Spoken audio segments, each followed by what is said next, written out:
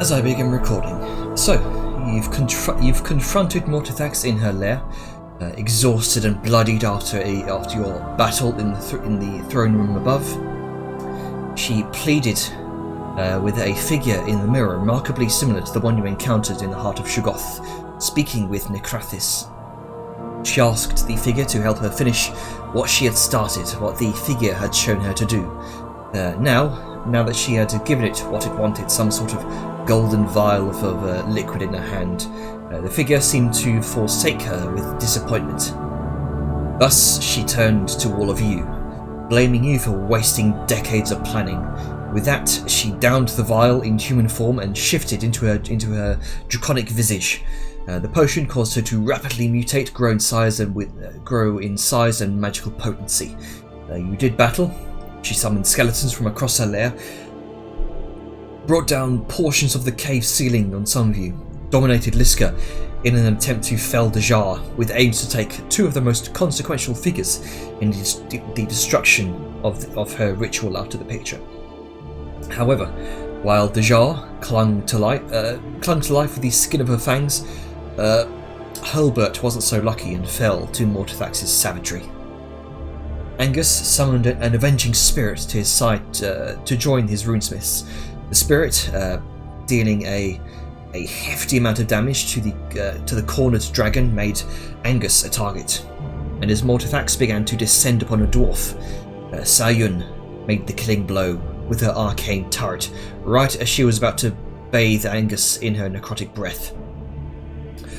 After the battle, you looted all you could from her lair, finding a number of interesting items that will be gone through when you have more breathing room, I imagine. In the meantime, you discovered what the giant stone slab in the centre of the room was. It was a clone's tomb. A small, nascent clone, barely a few days old. Sayun finished it off with her turret. With that, Mortithax is dead.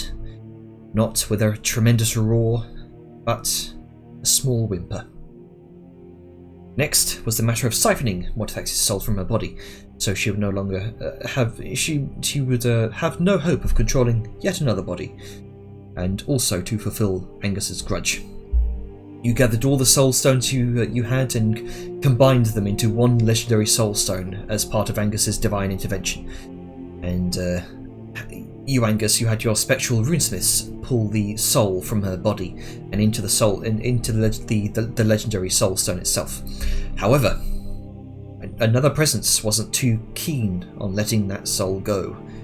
A figure in the mirror re-emerged once more and shattered its blade through the veil, attempting to siphon the soul away from the stone, and with the rising presence of Nogdor fueling an angered hunger within you, Angus, during this tug of war, you tore the soul away from the figure's influence, and the mirror shattered, rendering it inert.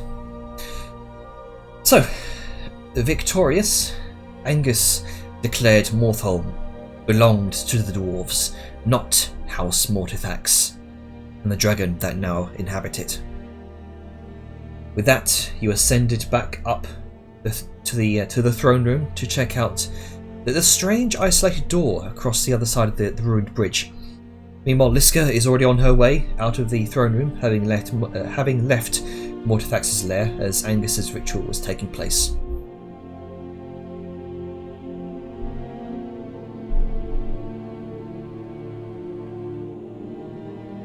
Let me bring it all over to the map. So, as you do, Liska, you can see Vellum waiting by the throne room door. Hello? Yeah, Vellum, you can see you kind of see Liska kind of ascending from some sort of pit amidst the rubble of some sort of recently fallen structure at the far end of the chamber.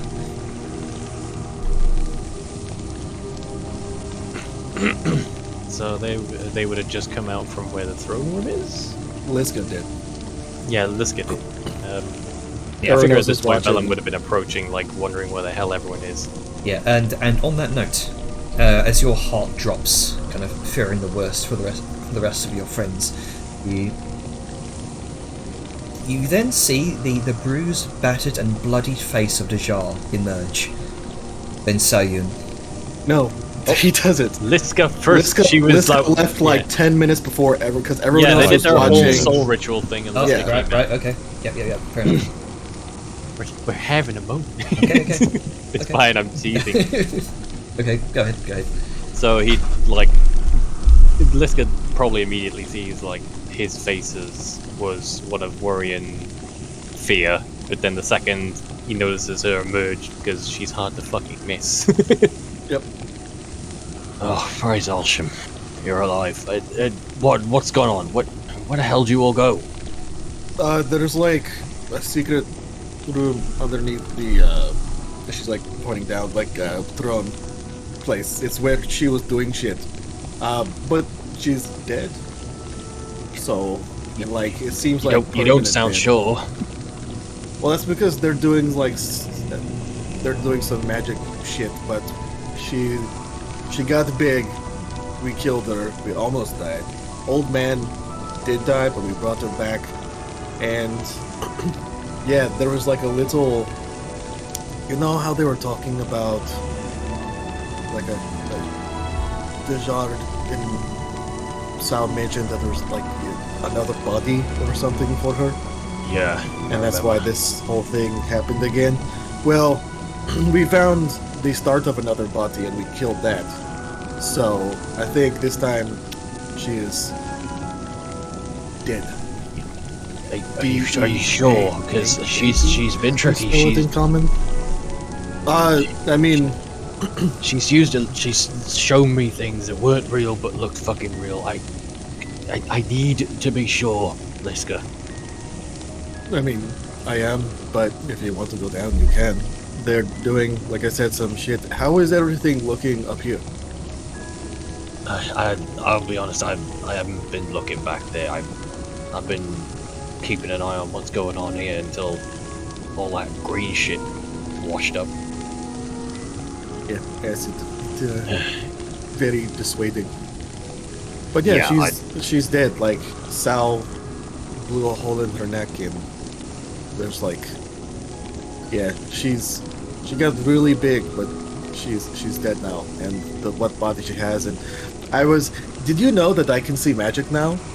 It's actually kind of a weird thing, but I saw it, and so I saw like she was still kind of like like her soul was still a little bit in her body, and then I saw like the sexy magic underneath the slab, and then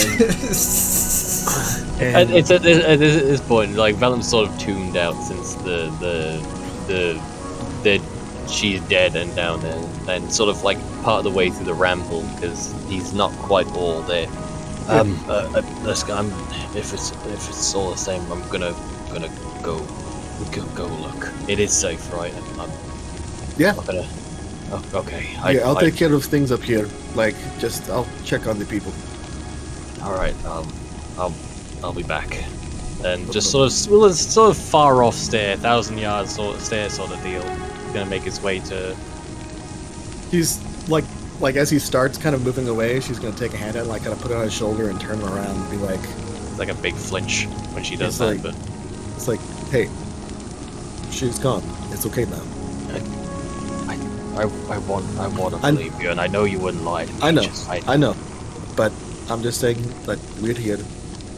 You're okay. But go see with your eyes. And she like pats him on the back and takes off to do her commander stuff. It's just a slow All nod. right. Thank you. And then he will sort of just start making his way up, Okay. and not downtown, or walking fast. So, for the sake of brevity here, as you approach, you can see after a moment, or well, after a little while, about it's about like 8 minutes or so.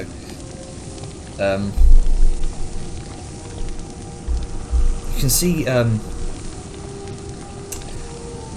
the battered, bruised and sort of bloodied face of Dajar emerging from the bottom of this large 15-foot square pit. And you see Dajar, you see kind of peering from overhead what appears to be the face of Vellum. By this point, he's been slowly approaching the area, but has sort of he hasn't really gone further down the entire 8 minutes that have passed, which is why he's only at the top of the stairs. Oh, you're there. You're all right. I am. Liska told me that Liska told me it's over. It is over. It is done. He is dead. I need to see. I need to see it with my own eyes. I need some kind of proof, or I don't know. She's tricked. She's tricked me before. You just wait for the others to come up.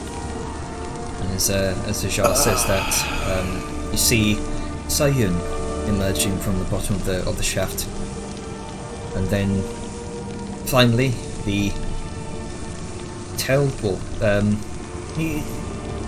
You kind of have to wonder where Grunker is until you notice that one of the pieces of rubble moving at the bottom of the He's shaft. also bleeding. He's been next to me this entire time. One of the rocks is bleeding and moving. Yeah. And I didn't kind of think, oh, there he is. Hello.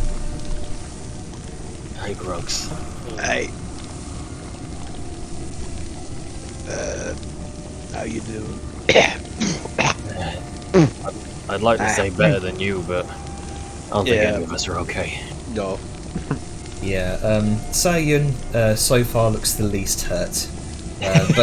But from what you've seen of them so far, they've all looked battered to shit.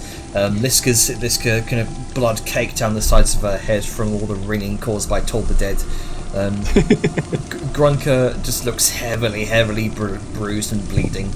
If Dajar Vellum looks, wasn't traumatized, he'd take a point of pride for the fact that Sao is the least injured. Yeah. Because his armor's on.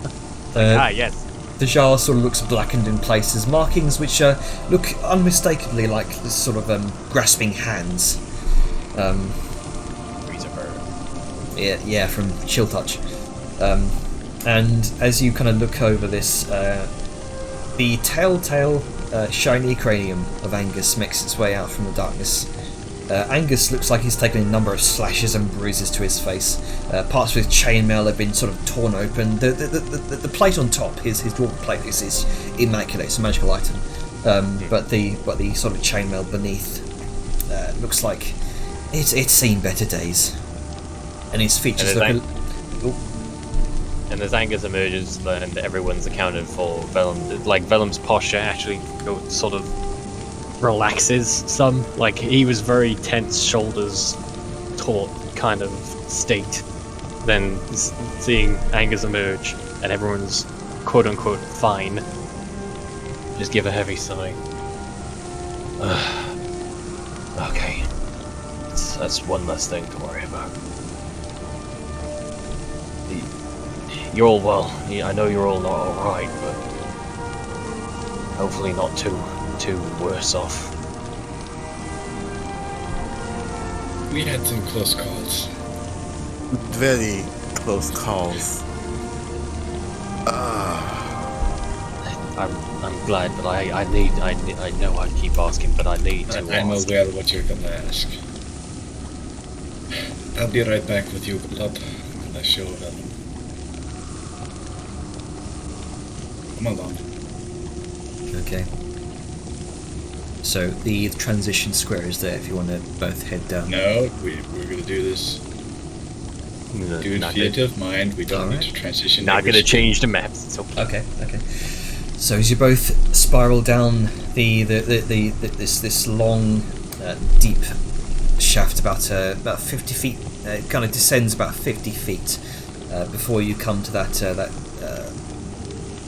small tunnel, that tight squeeze that it was for Liska. Eventually, you do open up into what may have been the lair in Mortithax, an enormous sort of almost circular cavern. This sort of domed cavern beneath this the throne room, and there you see in the middle of the cavern, next to a 20-foot wide pit filled with some sort of noxious green liquid, is the slumped over body of Mortithax. And you can see a large hole, an entry and exit hole, straight through the neck. As they were coming down the stairs, and the second they not round the corner, but the body comes into view, Vela breathing just skyrockets. Just like this innate reflexive, just mild panic, but he takes a moment, stopping, he takes a moment. Okay. And then once more follows down to get a closer look. Very tentative steps in the process. Body. Sao is following behind, but keeping a certain distance. She knows this is something he has to do. And he's going to sort of, as he gets closer, it's sort of like in increments. He'll get a bit closer, look, get a bit closer, look, almost as if he's worried that she'll just suddenly jump back to life, do horrible things. And then he'll hesitate and reach to touch. And presumably, obviously, it's an actual thing, but he sort of presses his hand against it. You feel the scales, the serpentine smooth scales of Mortithax. The body, still somewhat warm. Looks as though she's been killed recently. But the body is definitely real. So, you know more about this stuff than I do. Illusions or whatever the fuck the trickery is. It can't be solid, right? It can't be sort of pressing his hand firmer against the body. This... Normally, an illusion will not be solid once touched. Okay. The only time it isn't is... Well, in theory, a well enough caster could do it, but... She is not that. Okay. Her body is here. It's dead. So that's one thing. But what she's tried that soul thing for. She's gone elsewhere and she's come back, and I need to know now that she's not coming back. Sao points to the mangled, malformed little thing that was her, clone. She points down towards this small cluster of fleshy, or at least what remains, some sort of burst cluster of fleshy, almost like tumours that have sort of congealed on one of the far corners at the bottom of this 20-foot wide pit next to the body. We know that there are more, right? It's not going to be the same as last time, where we're just going to think we're fine, and she's going to show up again, and at this point, his breathing quickens again. Focus on me for a moment. And for the first time, he's been transfixed on the body this entire time, not even facing her to talk, but now he just sort of pries his eyes away from it and looks at her. A clone spell is not only an expensive endeavor, it also takes time, months. It is not something you just do. It is a preparation plan you prepare in advance. We already killed her once before, and then she bailed back. She was trying to do the same, but we found it. Okay, and... Besides, we have her soul. It is left away. She can't do anything. Right, so I had a feeling that, like, he takes a deep breath, just slow deep breaths. When you lot saved me and you told me you were going after her, I always thought that might have been what you might have to do. So she's stuck. She's not going anywhere, and we've got her, right? No. She is not going anywhere. Angus has a crush on her for that. He's keeping it. And I know I'm asking a lot, and I believe you, but can I see? I need to see. I need to know. Please Come back up. I'll ask Angus to show you. And once more he follows, just a very paranoid glance behind him. Some small part of him still worries. Sort of stops before exiting fully and just looks at him. Would feel better if you lit the body on fire. It can rot for all I care. It's there. It's dead. Okay. Let's go. And then up to the surface we go. Alright. You all return to the surface. So let's get the All two of us. Yeah, Sorry, I like the that's- phrasing. You all return to the surface, yes. Yeah. you both return back to the throne room. Liska is off. See, Liska's off in the antechamber. Checking in. Oops. It's Sorry, did you want to transition over to her, or 'cause I was just going to go very- leaping into... just very briefly. That's fine. gonna- Give me a chance to turn the light on.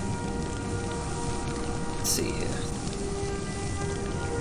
Yeah, as Liska, as you kind of enter the antechamber, we'll do theatre right again. We won't transition over maps. You notice a slew of new dead bodies across the ground. Some of them scouts, others are dragonborn. You can see the familiar faces of Tikalia, Severe, Torvik, Thurgle, the new dwarven companion that Angus made an oath to about his dead brother, and two other scouts seem to have been injured. Thurgle has also been badly injured from fighting. Presumably while you've been dealing with Mortifex. There's a large gash cut down the side of his face, rending one of his eyes in the process. Meanwhile, Tikalia, Torvik and Severe seem to be sort of tending to the wounded. And as you approach, Severe kind of comes over and says, "Thank Eagle Spirit you're alive. Is it done? Is she dead? Where are the others? Are they okay? What happened?"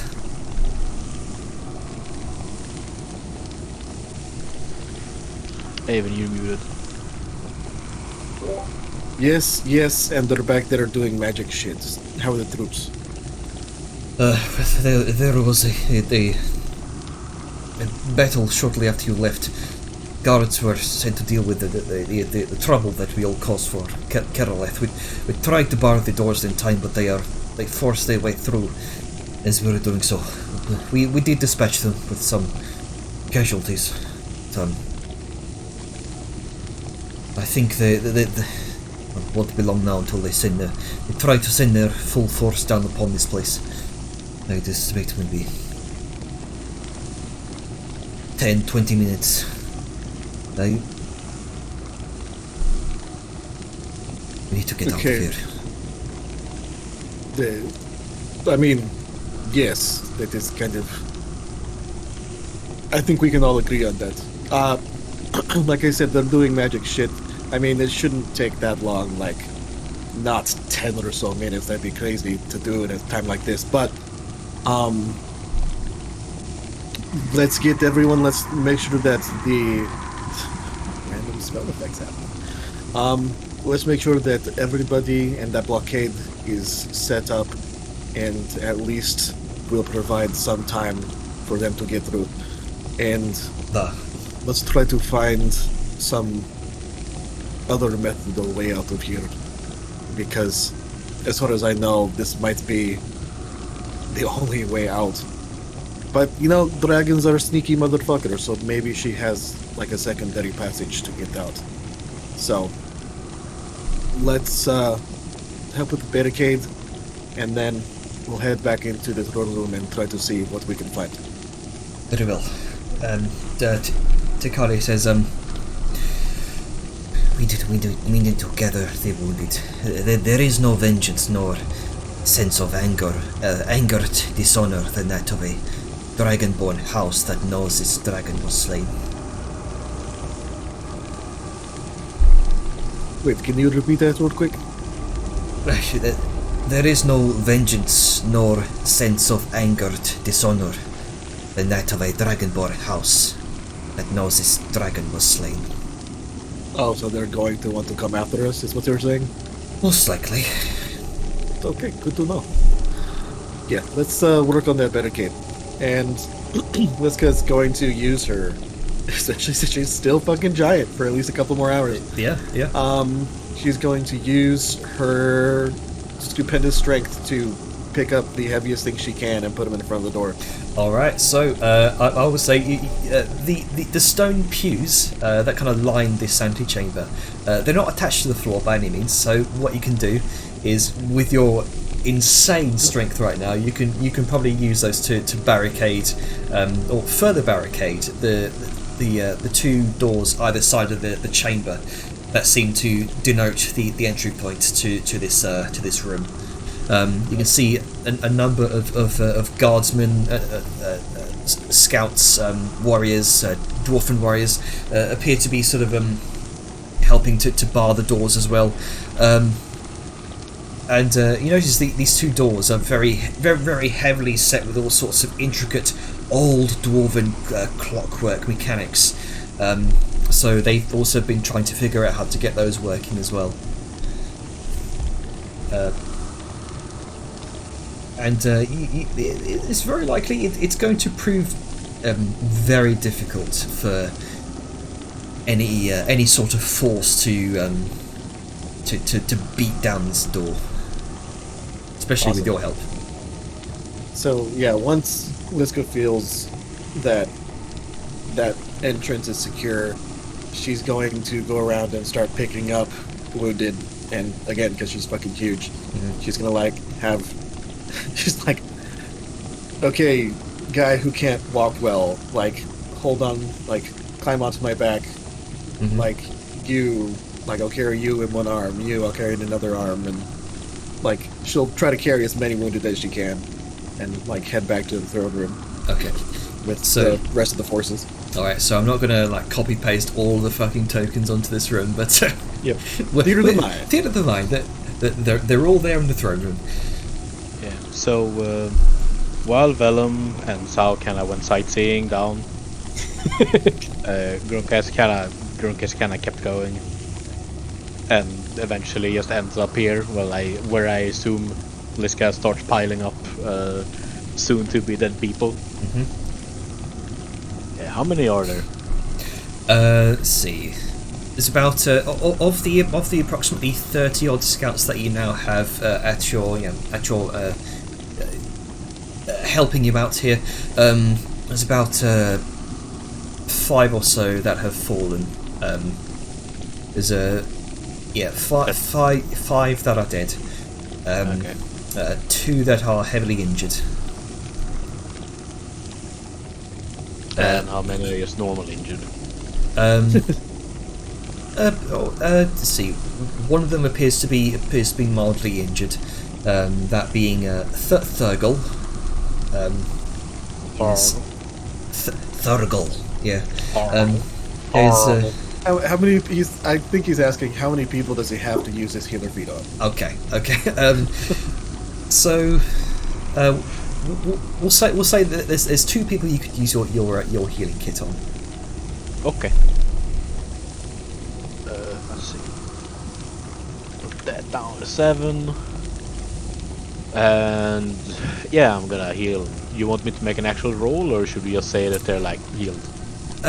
Again, theatre of their mind. We'll say they're about they're healed up more. Yeah.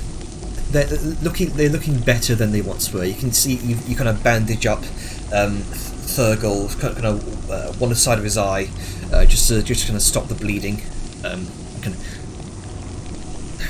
For a goblin, you're pretty handy. Thank you. Yeah, I got two hands and I'm not a goblin. Kind of looks at you strangely. I'll take your word for it. Yeah, don't worry about it. One day the world will know. That's ominous.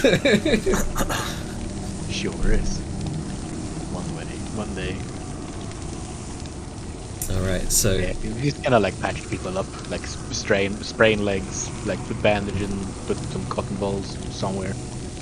Just somewhere. Somewhere. just Drunk and getting frisky with the people. Just stuff those cotton buds in the arrow holes. That'll be fine. Yeah, I'll be fine. Don't worry about it. They're gonna swell up and block up. Then don't worry. Yeah. So I don't have a license.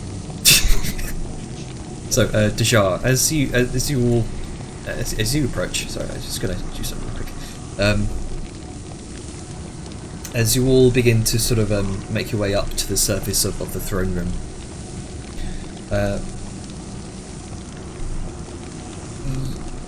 there's a heavy, cold fog that seems to gather.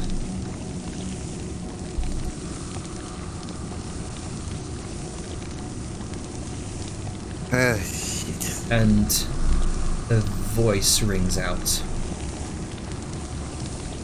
You have freed us.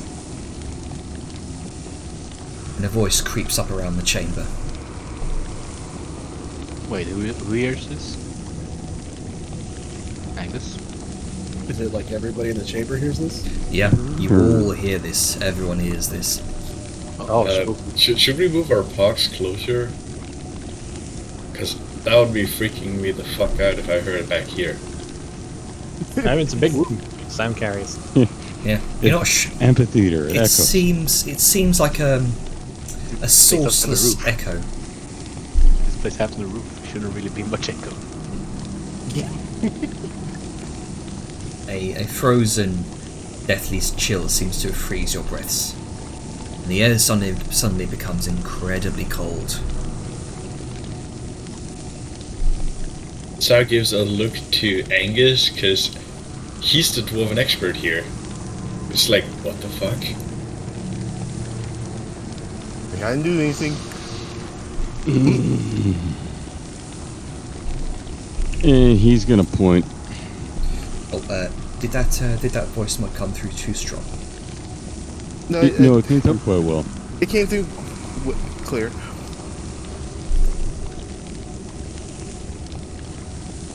But And as you approach Angus, you notice near the 5 tombs, 5 figures seem to manifest.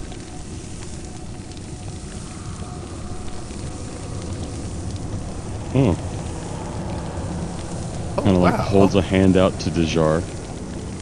Kind of like in that kind of. Oh, hold on. 5 dwarves wreathed in spectral energy. The dead returned to life. You can see their skeletal visage beneath their rotten, spectral carcasses. Unmistakably, you see the 5 lords of Mortholm. Barondin Wraithborn, Lord of Clan Grimhand and Master Assassin. Drong Grimson, Lord of Clan Greyhammer, Grand Runesmith and Taskmaster. Nalgrim Sauerskal, Lord of Clan Bloodreeve, the Arch Necromancer of Mortholm. Aldor Blackspike, Lord of Clan Wrathbeard, Rune Knight General of Mortholm's army. And finally, Skag Stonedeep of Clan Granite Fist, the Master Architect of Mortholm. What do you do?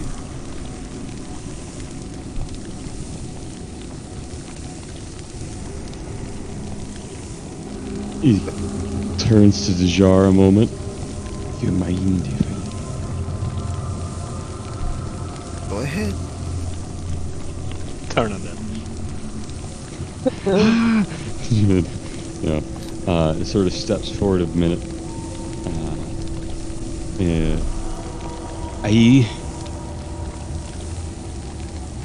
The usurper's lord is dead. I've pressed claim, placed over her corpse for this place for her people. You have the right to return to the peaks of Valor, should you wish not to stay here. Baron Din turns a skeletal head towards you, Angus. Gaze is unnerving. Forced to serve. Forced to divulge our secrets. Forced to teach. Forced to train our captors. Where's the mic? And you hear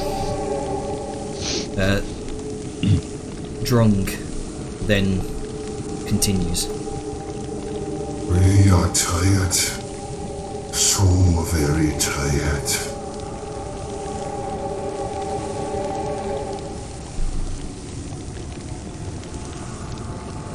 Now is a time of rest. But he holds up his fist with a clenched ring. I come seeking the one who made this and the raiments. I was told this was his place, his pilgrimage. Yet I have not seen him in anywhere. Aldor seems to look to you, Angus. When our Lord broke the oath to follow the faith of our captors long ago, they lost control of their pawns. They made war with our people.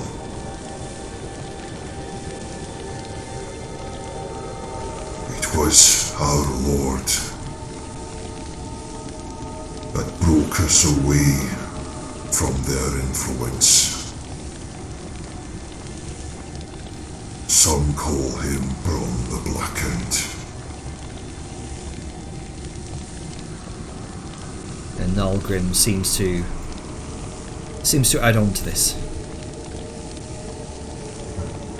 I sent the Black Scale Beastmen and their Herald to put our kin to the slaughter, and made our home theirs. Skag continues. The foul brood mother of the Beastmen taught her kin to put our defiant souls in chains. And then Baron Din also continues. Now the brood mother lays slain. Her chains are broken, and we are free. But so long as our Lord's oath remains broken, we are bound to this place.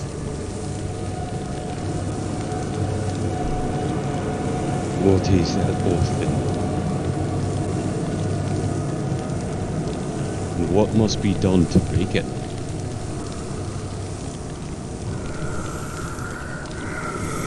You broke our chains. We must fulfill an oath. As repayment in kind. Morthholm belongs to Dwarfkin.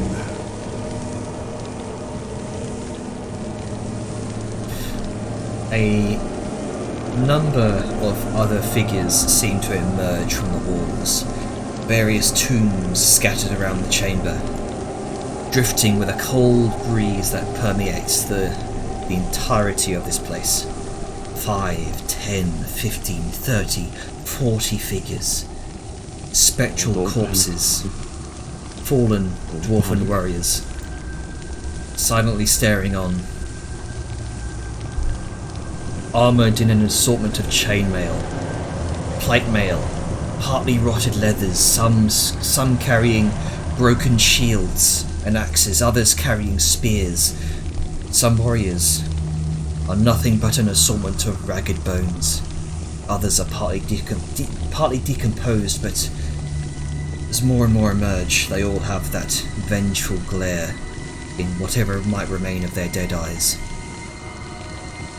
That's how a spirit's supposed to work.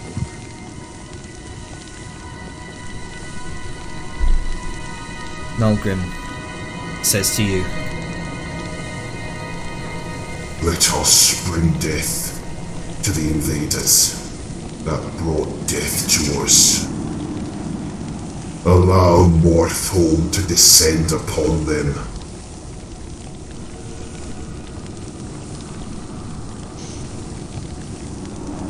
No. He raises his hammer. Allow us to descend upon them. there's this I am with you. there is this spectral cry throughout the chamber, and it's at that moment that kind of Severe, as he kind of stands beside you, Angus. Many of the gatekeepers have their blades drawn and are sort of backing away. These are the undead. It is the gatekeepers' job to contain the undead. However, they're not sure what to make of this, and Severe kind of leans down next towards you. Angus, what's going on? Please explain. We killed the person, enslaving their souls. They're gonna help us kill their minions that tricked and enslaved them in the first place. Thumbs up. They're with me. Okay. So when I agreed to be a scout for you, I'm going into Scottish there for some reason. When I agreed to be a scout for you, this is not what I expected, but okay. Severe kind of shouts No, out. lad, me neither, no. Here, have this. And he's gonna pour out his endless flask of brandy. He takes a big old swig, and he kind of calls out. Angus follows. And he gestures over to the rest of the scouts as if to say, "It's okay, they're with us. Don't attack." And as this throng of spectral ghostly cheers echoes through the chamber, all of the Lords of Morthholm, the 5 in front of you, all say in unison, I'm going to say this in Dwarven. Yeah, you fancy language, man. Sorry, give me a second. They all say in unison,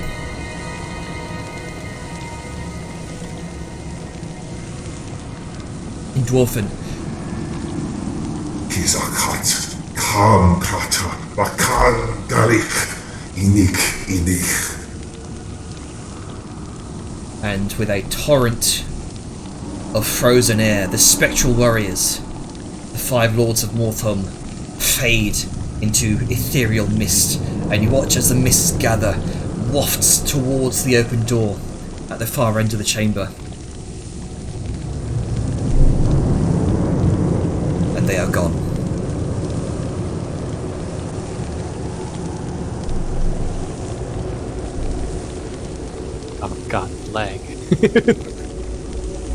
And so, It's interesting to see how the game calculates them. yeah, just boop, boop, boop, boop, boop, boop. He was like, oh god, what do I do? You.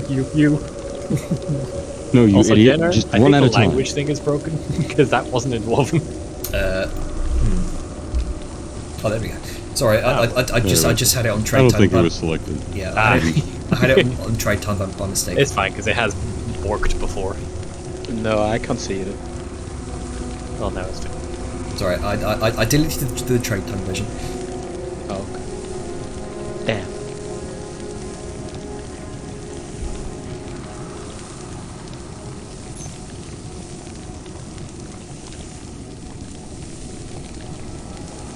Yeah, Liska's gonna watch them all stream out and just be like, okay, that was awkward. So, are we going to, get the fuck out of there now?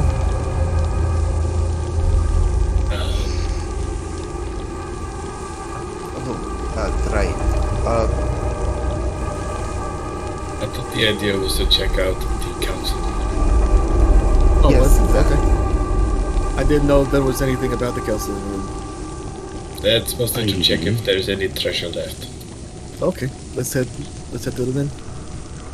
Always happy to steal from a dead dragon. Right. She's gonna turn. You're gonna turn to the Angus real quick. The Angus. You mind if I check Raceborn's tomb for that last piece of armor? He is going to grimace. You mean the third from the left that just appeared in front of us? Not. I would like your permission. It may be unwise to steal from his tomb when he's currently a vengeful spirit that is fighting off the army coming to kill us. Is it really stealing if you have permission? Yes. No, permission from the resident dwarf that now claimed Morth home by right of conquest.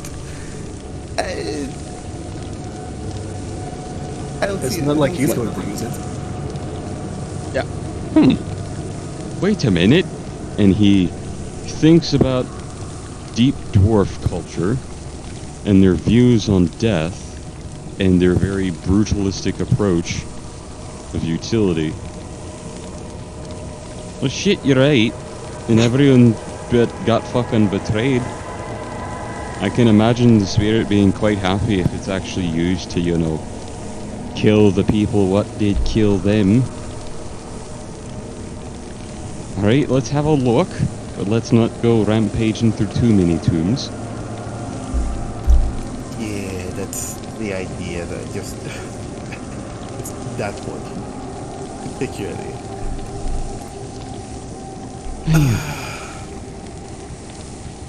This one here.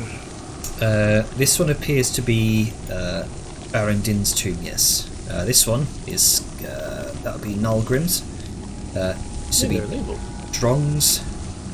This would be Uldor's. Should be Skag. That should be Skaggs, because he's the head architect. Wait, only this one up here is, highlighted. Yeah. Oh. Yeah. I should not be visible, I bet. Yeah, because I was about to say, they're all labeled, and then I realized, no, they're not. Yeah. It was like. However, they all are using the same statues that were used by the name puzzle. Mm-hmm. They are indeed. It's almost like it's statues of them. I may need help to lift the tomb, maybe? He's just like. You don't have a strong old man around to help. That's why they call me anymore. Liska, and then Liska. Yep. Maybe she can help instead. Let's see. I ought what on to, account of, as he talks about, reaching up to get to the tomb lid. Are you able to Right, double click the two? Does that work?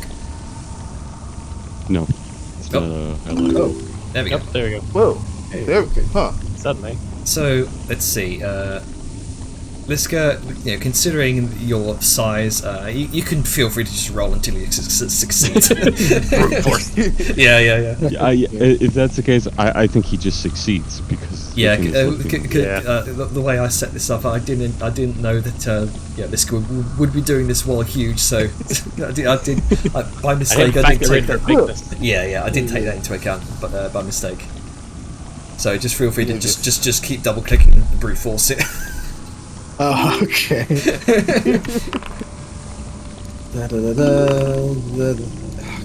Someday. Yeah, you just Or just just keep rolling poorly.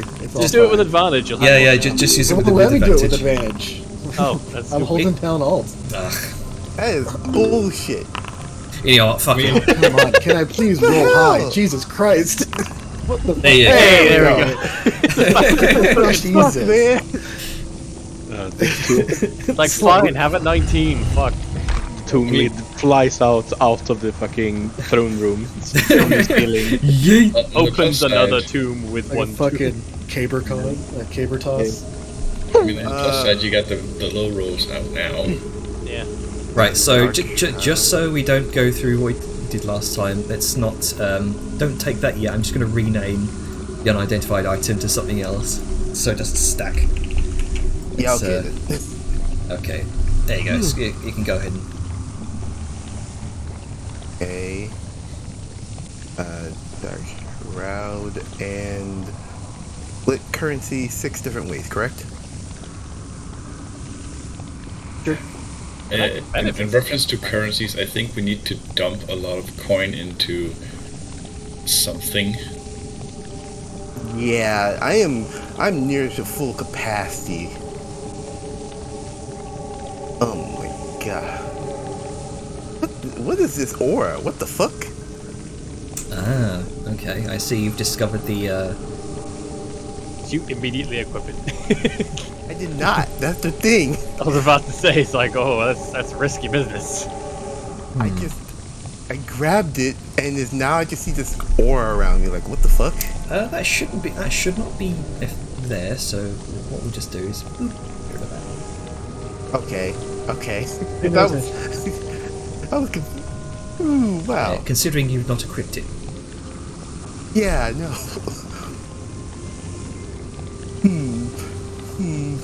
So All right. you've got the other 4 tombs if you wish to raid them. Let's not No. too crazy. No. That was the only tomb. I asked for permission. That was Don't it. want to get greedy. Like last time I fucked around with ancient, like, deep dwarf shit, I got cursed.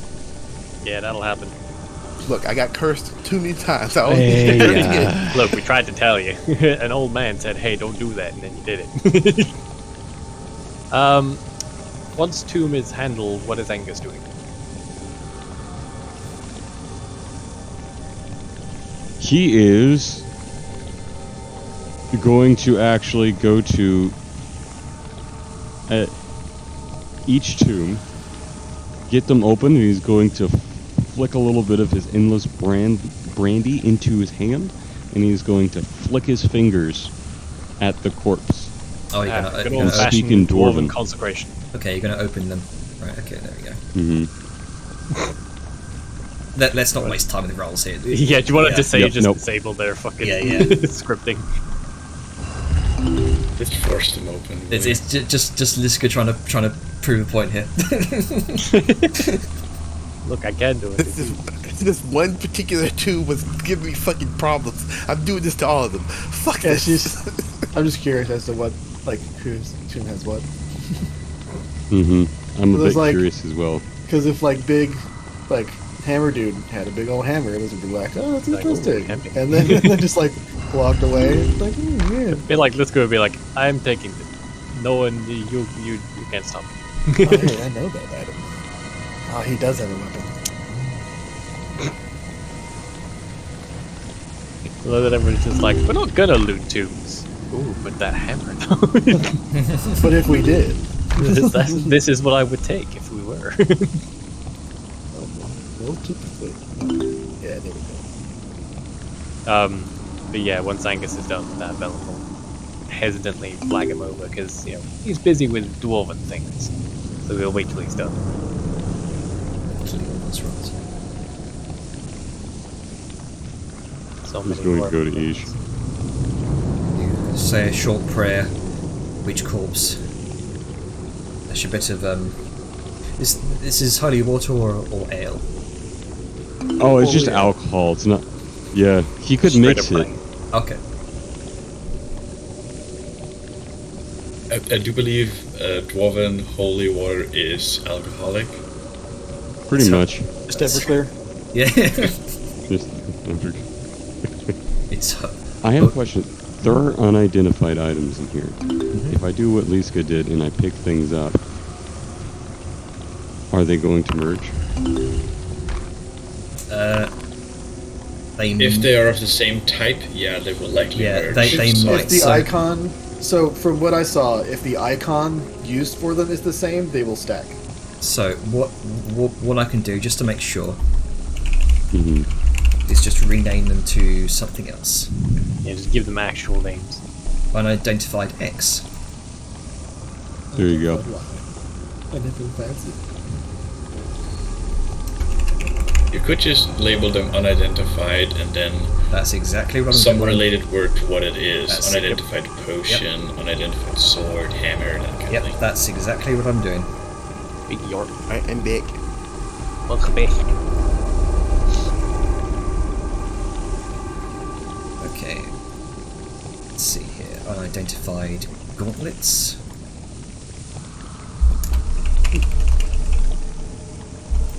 I can move. I can find. Bruh. Some cool shit. However, However, I would rather wear them once we're out of this this Morbog place. To be honest with you, we've already taken coinage out of tombs, correct? I think so. I'm not. I took one out of Raceborn. Better than Raceborn. Those should all be Oh, no. those should all be renamed there. Quick question: how long is all of this taking? Because I may just put my armor on. I think you have 10 minutes to put armor on. Alright, sweet. I'm gonna do that then. I'd rather be in my half plate than studded leather. No, there's still some gold in Flag's tomb. What? Didn't even roll. What the hell? Sorry, I was just trying to delete that. Ah.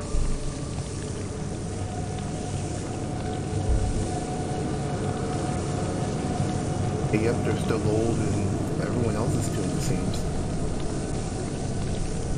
Gold and I think silver. we have enough coinage on us. Please. Yeah, I was just checking. I don't. Yeah, bags of holding are pretty much overflowing with coins at this point. My poor bag. I haven't even got it back yet. It's gonna be full. Yeah, It's relatively untouched. Oh, do you mean to say that in that language? No.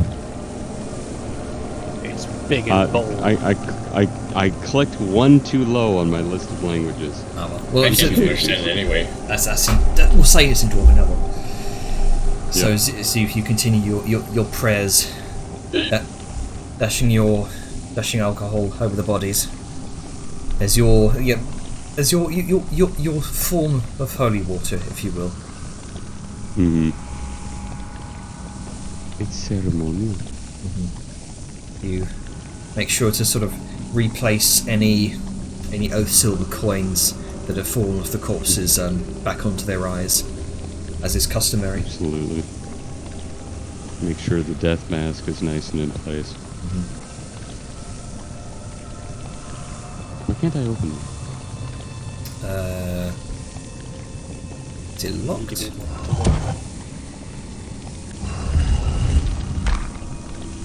Great. Okay, so I hear that we are trying to, like, there's some canceled room or something. Oh, I guess it's still under strength check. Garnots, yes, it's over this direction.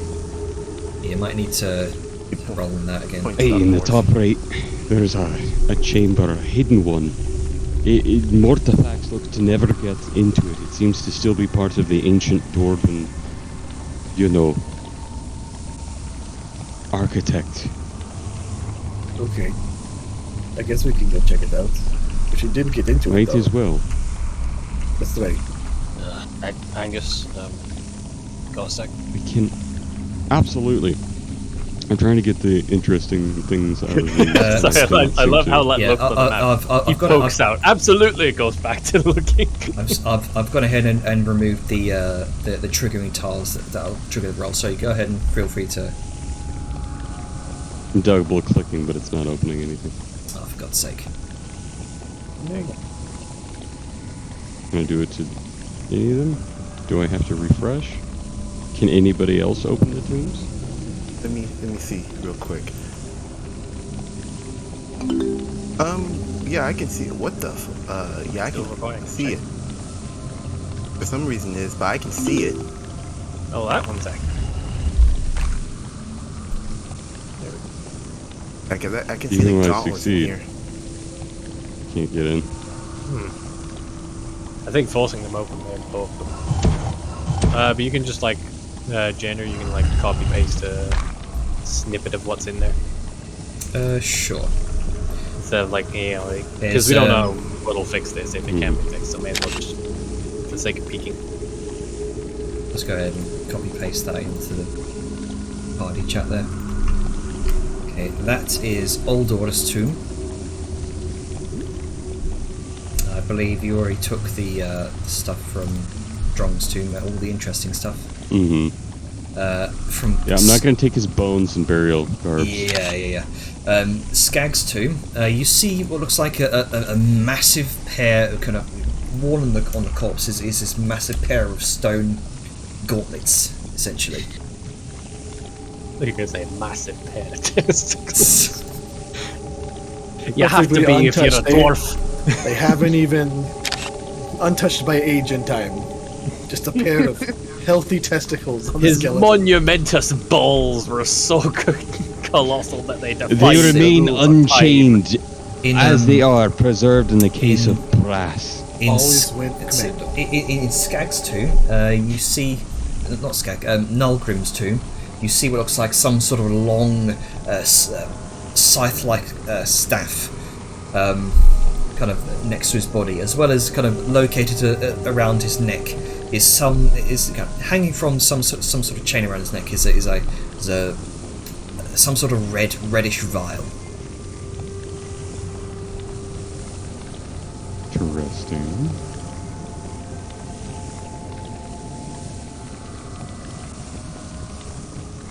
Alright. So I think it's fair to say, Liska's right. We might want to be careful about taking too much or not putting it on right away in case it's cursed. Like they were. But I think it's worthwhile to try and get a hold of these. Yeah. See if we can put them to use.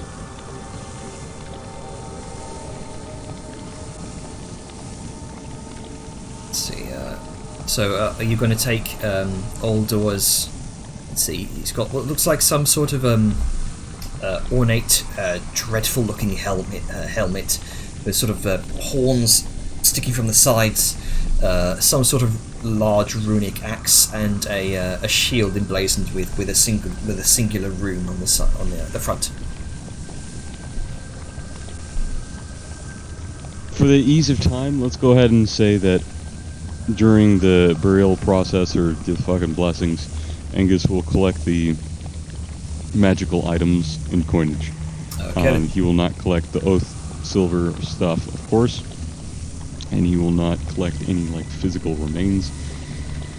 Respects are given and all, but right now we need the tools to be able to survive and get out of this place, and the Morbog extended. And if any of these can help, well, that just means there's a better chance of all of us, which include this Angus, get out of here and comes back to make this place worthwhile. Okay. Also, I just realized there's a lot of blood all over this floor that I don't remember being there before. Yeah, since I moved, blood was trailing from me. God, you're already getting blood everywhere. Yeah. Oh, that's Dejar. That makes Yeah, sense. stalactites fell on me, several arrows. It's like a slug. like, Is that like the These mark are- for Blood Eat or something, and it just has an effect to it? yeah, I guess. Y'all just realized like Somebody so patch Angus- Jajara, please. She's getting blood everywhere. What? Oh, yeah, that's the thing. I That forgot. wasn't in character, by the way. Okay, so you got Barrowden stuff, Nalgrim. I'll give that stuff over to Angus as well. Let's see, that unidentified scythe, unidentified vial, Unidentified testicle. mystery Unidentified testicle. rat. Oh, I've testicles. identified it. I know that heft anywhere. Them's Liska's balls. I just keep thinking of Not that big one. enough. I think keep thinking of that one skit. It's like, I'll make a pair of runic mechanical balls and search the attack the biggest. Okay, so I've given you all of the items for all the interesting items from the tombs, Angus. Ray, Saw. man, you guys are gonna be identifying for fucking days. Yes. Yes. Minutes, days. Look, we're. I mean, if they want a fucking ritual, then tired. it will be a long time. Fucking tired of this. BS. So- Look, we got the hardest part of the Morbog done. But yeah, when Angus is done, Velen would like the moment. Absolutely. I know you gotta do your bookkeeping and stuff. So yeah, he's taking his time doing that and getting things out. So he'll call out, as Jenner has to put these things in my inventory since I can't open them. Thank you. You seem like you want to have something on your mind.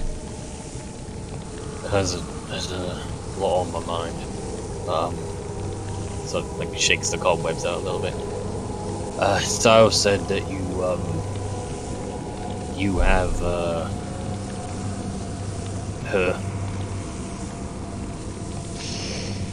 That I do.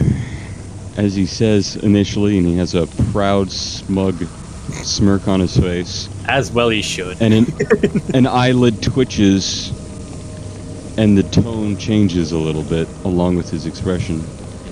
That I do. I know you lot have been through a good bit. I'm probably asking too much, but for the sake of my own ease of mind, I need to see. So, can I take a look? Of course. I highly recommend you do not touch it. So, from within his backpack, he pulls out the stone, careful to touch it with the points of his sanctified gauntlets. It's a slow reveal, as most items are actually in his bag of holding. A few things strapped onto the bag's sides, but from this actual backpack itself, from underneath his little furred cloak, it is large. It takes up almost all of the space of that, and it's something that bears marked hammer prints, similar towards the techniques used by the one material that you've crafted. I believe it's erudite. It's something remarkably similar, but distinctively off. That's all that I really know from that appearance. Can you better describe, Jenner, what this thing looks like? It's Oh man, Especially- Jenner just doing a description. you Jump at see, the opportunity. Sorry, I'm teasing. you see what looks like this cluster of jagged looking soul stones, all amalgamated into one sort of this one sort of crystalline formation almost looks like this awful flower of it has this sort of awful flower shape with all the petals being these much smaller soul stones, but it's all seemed to kind of fused at the base. Looks like for lack of a better description, a sort of like pine cone shape, if you will. Just trapped in the pine cone. Less sort of like neatly organised pine cone, if you will. Sort of spikes and jagged points jutting out every random which direction, and all around this one singular malformed spire of an enormous soul stone. Depict, if you will, the soul stone from the Diablo series.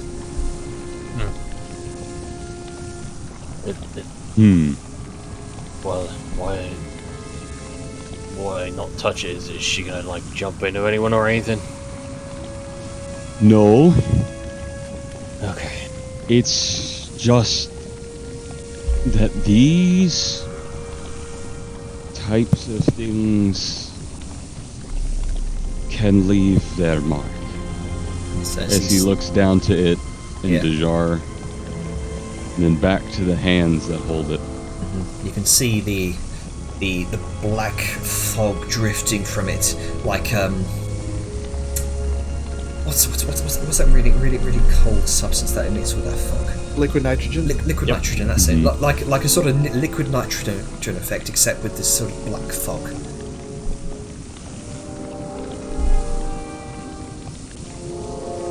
And there's anything besides its disturbing makeup? Is there anything off about it? Like, is it emanating anything or glowing in a weird way? You can see within its very dark centre this pulsating heart of red light. And make a perception check for me, real quick. Oh boy, I'm for more trauma. 13. Yeah, it's not too difficult. It's not too difficult to see. You can see kind of swirling within that dark centre, or at least kind of in portions around the entirety of its structure. This long, sinewy-looking, dark stream of black fog.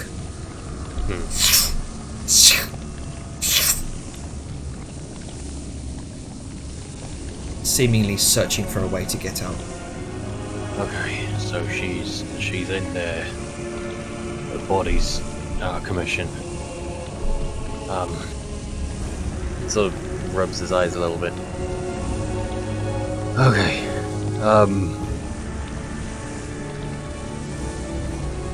This is a big ask, Angus. I'm not gonna touch it. Can I get a minute? I need to face my demons. I have some things I need to say as well. Of course. Just for the sake of my own sanity. Well, you can see you're a bit shaken. But now, the great and mighty Mortifax, the daughter of the night, is the one imprisoned in front of you.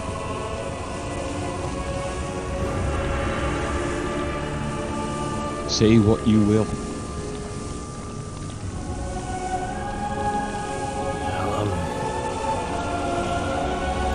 I'll be here doing that then. If I don't know if you got any more dwarven rites you want to do or anything, but He's sort of like his legs look a bit shaky even. Like the second like the whole spear like Mortifax is trapped.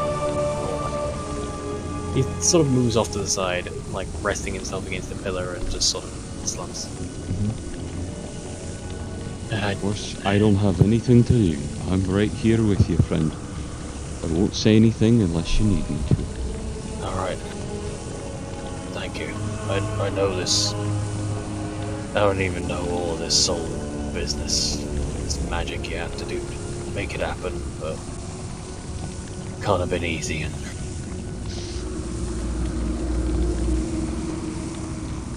I won a tug of war.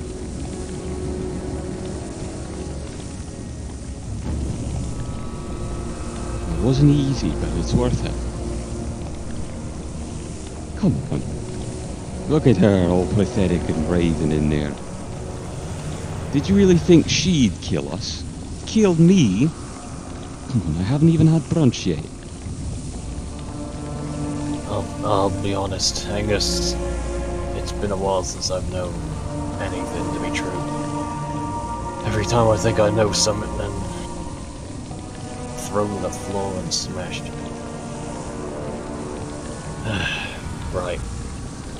That was like sort of like the not quite the slapping the face sort of psyching up, but he shifts to get comfortable, sort of like opposite to Angus because he's obviously got the soul stone.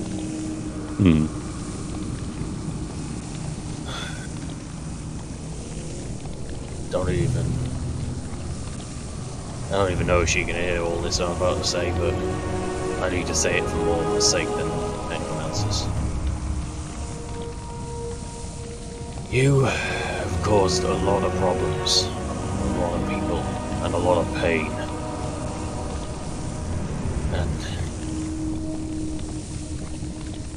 all of this is hard enough to say as it is. And then he does take a pause, and there's like a mild tremor from his form.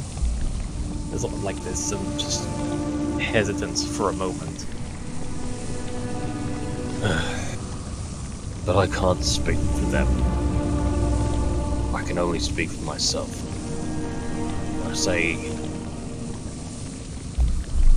Orthodox, I forgive you. Because at the end of the day, you were scared. And that doesn't make any of what you did right, but I can understand. You've been sat here in the corpse of two fallen kingdoms. The, hate to say, intellect to know how these things go.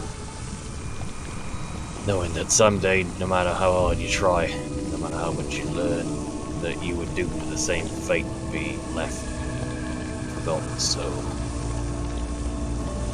easily. Just time.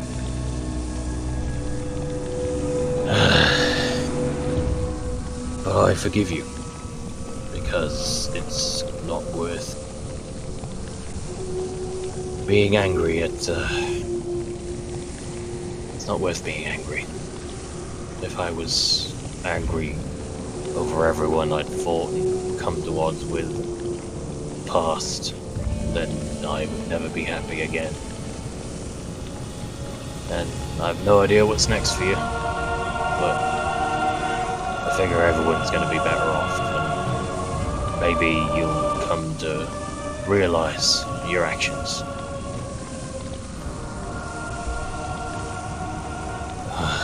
And there's just every bit of energy that was holding him up just sort of, he just not slumped, but just all the tension is gone because it's the realization has finally hit. Now he's finally been free to say his piece that he would not have been able to say prior has been said, and it's all finally sunk.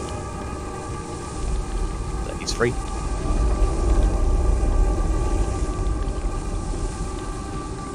It's actually happened. I'm out of here. Is this all real? This isn't some trick or dream or anything. There's no way it can be anything else.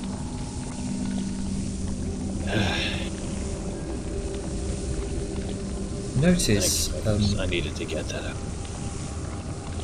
You notice after you finish your moment with the stone, the billowing shadow emanating from it seems to diminish, and the roiling tendril of shadow that's coursing through its structure seems to be fixated upon you. The heebie-jeebies are back. I don't know if I need to make a wisdom save given my current traumas, but that's definitely unnerving enough to give him pause.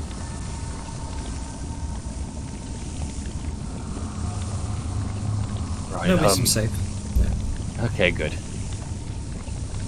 Right. I'll thanks for taking the time, Angus. Of course. Everybody gets their piece. As he looks back to the tombs. Here or not. And he turns back to you.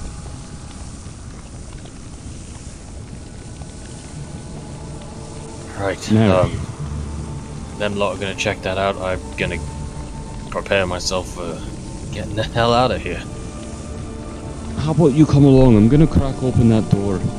Grunka and Liska have been waiting over there, I think. That's... Oh, right. Yeah, sorry. It's been a day. It sure fucking has. And then some.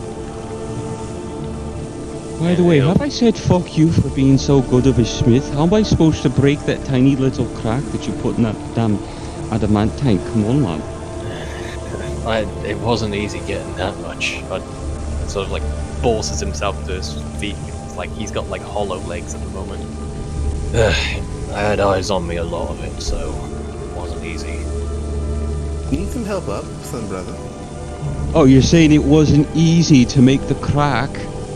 So it's just natural for you then to make something I can't fucking break or match? Gee, thanks. That makes me feel better. Brag a little more while you're at it, jeez. Look at me, I'm Willem Horbridge.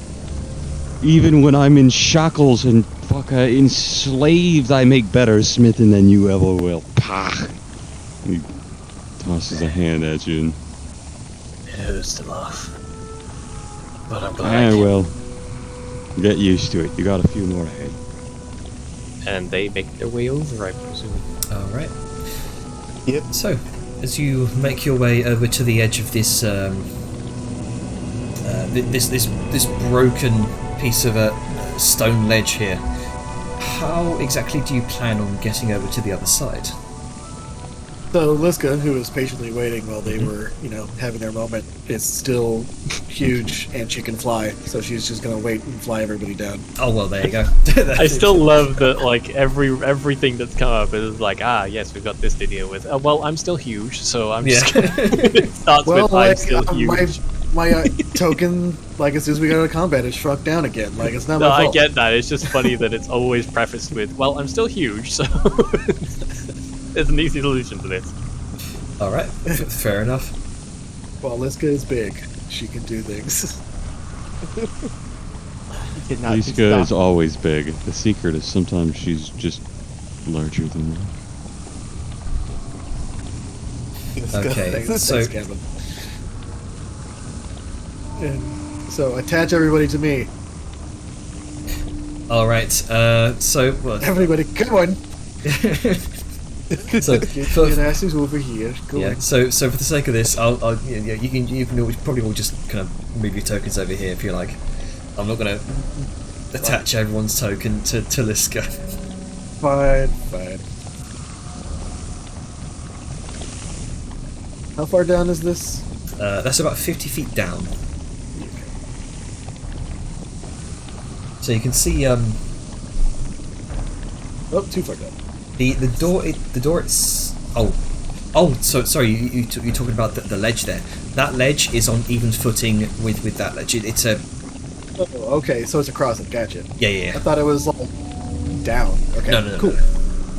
So yeah, Liska's just gonna fly people. Oh wait, sorry. Hang on. I'm here too. Hang on. Hang on. Oh god, everything's coming down. Gobble over the door. So that should have been locked. Oh, they forgot to lock it when they died. And it's not locked if I don't know it's locked. The locking is just like an illusion, man. But believe enough, they'll Almost just open. logic. Yeah, that's why rogues are so good. They figured out that locks don't exist. So, this door appears to be sort of partially buried behind lots and lots of rubble. But being Liska, you can quite easily clear it away. You can see This door is about 15 feet wide and about 20 feet tall, and you can see recessed within within it, where the two stone doors meet, is a sort of 2-foot diameter circle carved into a divot. In the centre is a small recess which kind of meets at shoulder height for a dwarf. The divot itself is shaped like a tiny, indented, stylized dwarfen skull with open jaws. About the size of a thumb.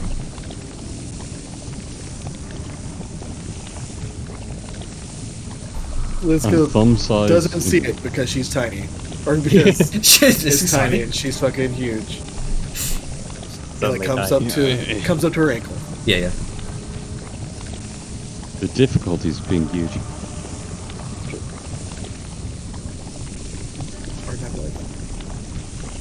Yeah, but now that you're about this that kind of height, Angus, you'd be able to see that. Ah, yes, ankle height for Liska, also known as my belly button. Yeah. Height difference. See, you see that. What's this? Oh. No. You almost said it. So it's a tiny little thumb-sized hole.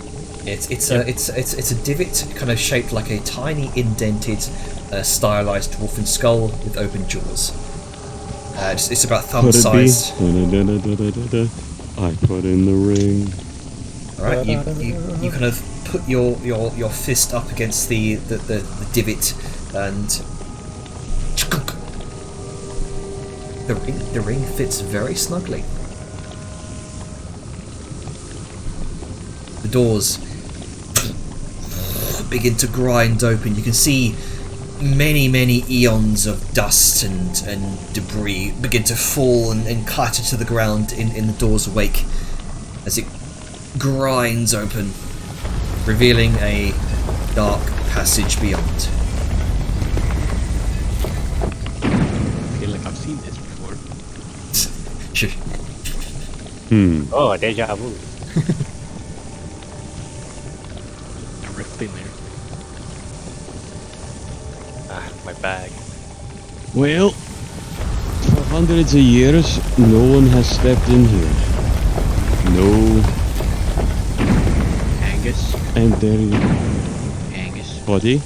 there's blood here. You sure that's not going from the jar? But the jar's still back. I'm behind you guys, not in front. What? Casually bleeding everywhere. Go. Jader, does this blood look fresh? What? There's blood in There's here. blood there. Oh, sorry. That's No, supposed that's, to be was. there? no, that's not supposed to be there. Okay. Okay. It's just, it hasn't been touched for hundreds of years. Hey, there's some fresh blood in here. There's blood in I here. was gonna Oh, say. sorry, I spilled my snack. Angus, Yes. it's very dusty and old in here and nothing's ever been in here. Astute observation, my friend. However, there may be traps. Oh, great. Yeah. What- Angus, what's there's that? blood in you. Oh no. Liska, that's coming from you. Oh, right. Sorry, forgot about You're very large. You have a strong pulse. There's I so can much see you blood. ejecting blood spurts out to 15 feet. that. You know, it's good to be the king. I knew you were Oh. royal. Oh shit! Oh Yeah, shit! I'm sorry. As he looks to Liska. Ah, that hurt. I shouldn't be laughing. Use me, princess. So, Grunker kind of shuffles along ahead into the darkness, with his absurd 120-foot dark vision, he serves as a very good scout in the darkness here.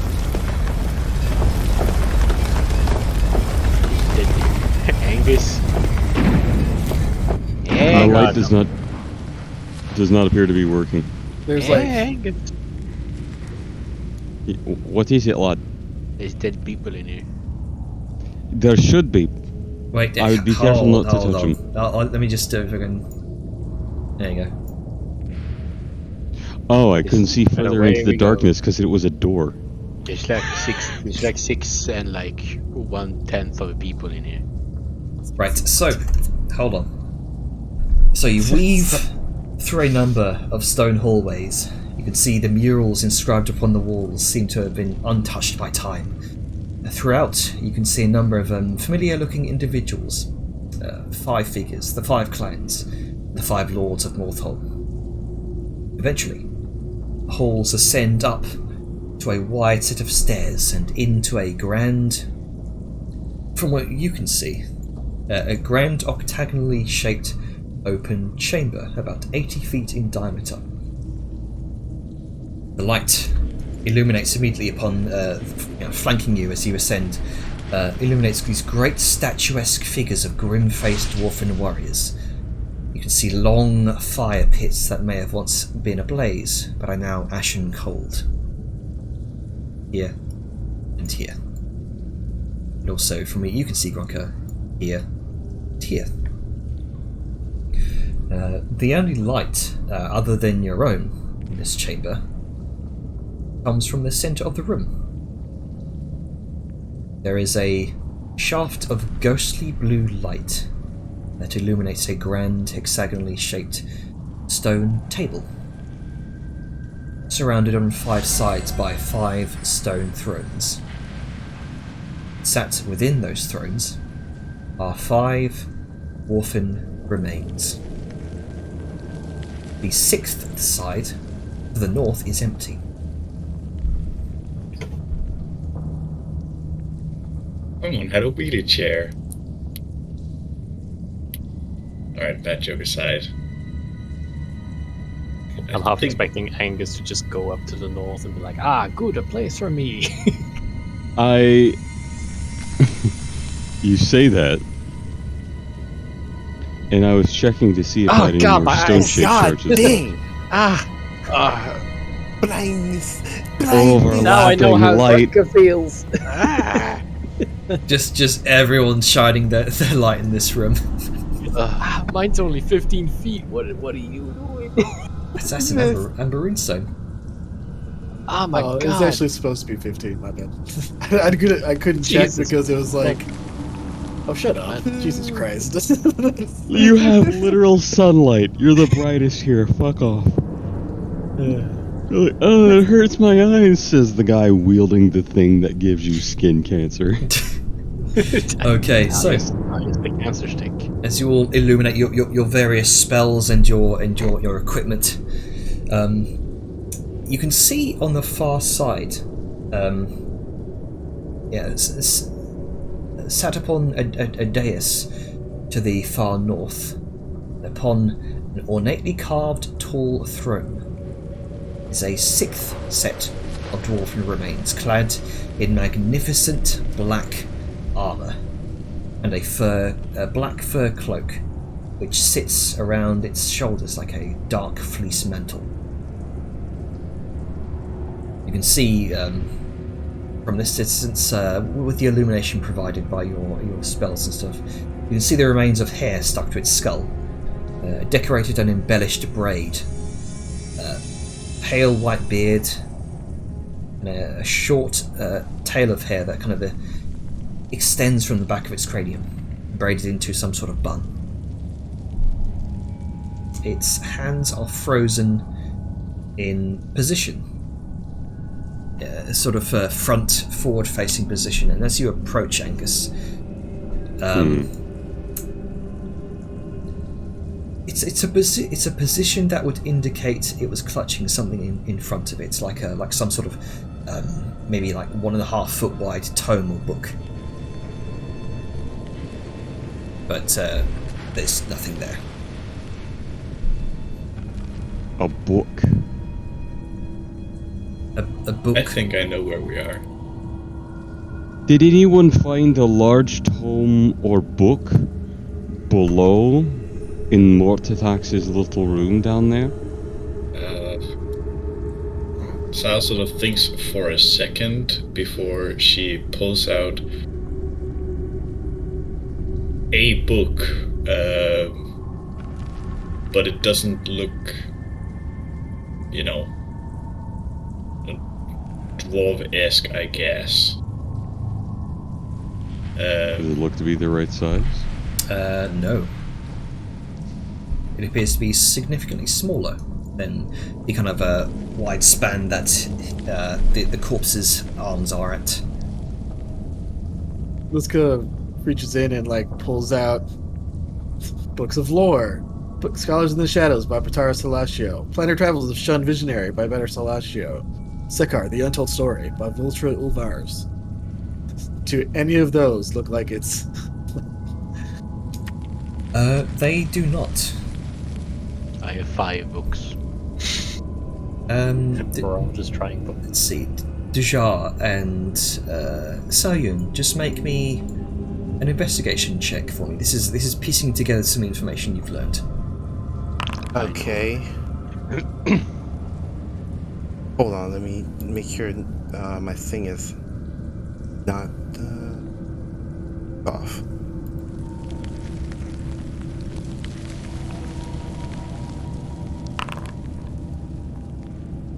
Okay. Sayun, from what you've learned and overheard, it could be a book. Or as you kind of see the kind of look over the body to the far north there, a few glimmers catch your eye, kind of upon the lap of this corpse, as the light emitting from all of your various sources catches it. Might need to get closer for a better look, though. That's odd. As Sal sort of approaches, she gestures for Angus to follow along. Aye, what is it? Notice his lap. Is it his lap or the laps of the guys down here on the table? His lap. Tentatively steps on the stairs. Step forward. His lap, you say? You notice, you can see the remnants of shimmering, crystalline, bluish dust across the lap and hands.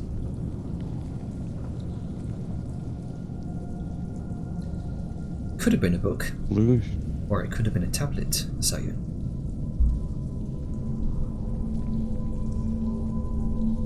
Tell me, when it comes to dwarven writing and magical artifacts, would a stone tablet of sort be something? Well, he looks at his shield. Yes? And she just sort of nods and looks back at his lap, be like, It's not a book. A tablet?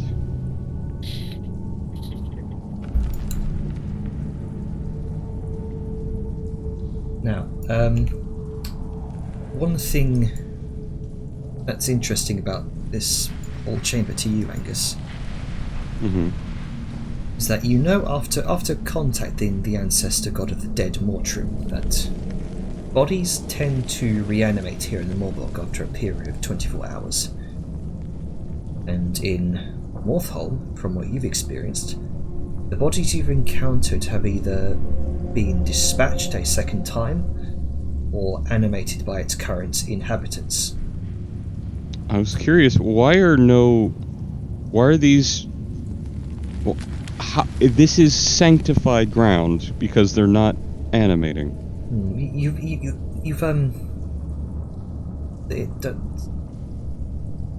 Yeah, most corpses here in Northumberland have been given enchantments to be guardians of this place that reanimate within a certain proximity.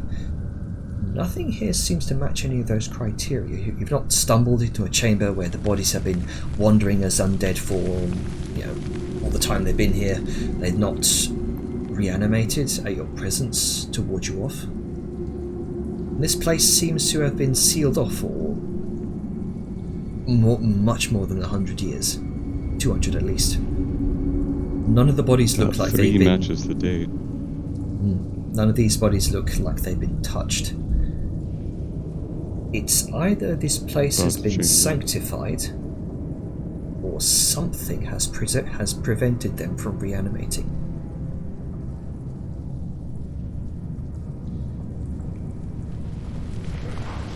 Could it be because... No, it can't be because she used their souls. Something has prevented them from reanimating. Maybe Could it be that, as he points to the decorated soul? Yeah, looking at the table, you can see this a large carved etching of concentric circles and sort of formal circles located around. The first is a plain circle. The second is a crescent circle. The third is a circle within a circle. And the fourth is the same as the second, but inverted.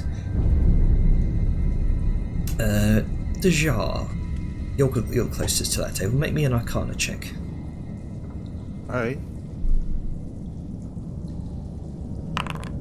24. Let's see. This is unmistakably a depiction of the lunar cycles. The shaft of ghostly light. Now, we can't really see it now because it's been blinded by everyone else's light. Didn't seem to veer beyond the outermost concentric circle. The engravings look like they were carved into the table itself. You also see scattered around the carvings in the stone table, you can see bright orange petals. You also notice the petals outside of the shaft of light are withered, rotten, brown and dry. There's little left of them, but the ones inside, within the concentric runic circles, seem to be as fresh as they may have been picked. Those curious, make me a nature check. Or those who are proficient with it. Okay. It's gonna be a no for me. Yep. Yeah, either those who are curious, I got or, proficiency. yeah, either those who are curious or those with proficiency. I think everybody's curious. All right, go ahead. Just checking if I even have it. I don't even have proficiency in it, so I can't do it. Grunk is rolling at disadvantage because of Exhaustion, yeah. Am I allowed to? I forget. Am I allowed to make checks even though I don't have proficiency, or is it strictly? If you're curious, you can go ahead and check. Fuck it, -1. Let's see what happens. There we go. Carry on. Yeah. I'm a little too focused on like Spanky Throne here. Okay. So it's just idling, spreading blood around. The skull. So, with a 15, you would know what these are. In fact, you've seen them. You've seen them a few times when you trained in. Shaman's Mantle. Yes. These are marigolds, and they're commonly found within Tanzia. That's a long fucking trip for some flowers. Ishar's gonna look at that skull, because... Yeah, you can see in the center circle in the middle, sat upon that a small bed of brightly colored feathers, is a single black skull. It looks like it's been painted with ground up charcoal paste, and engraved with golden filigrees. Hold up. Wait a minute. Let's put some boogie in it. I think I have an idea.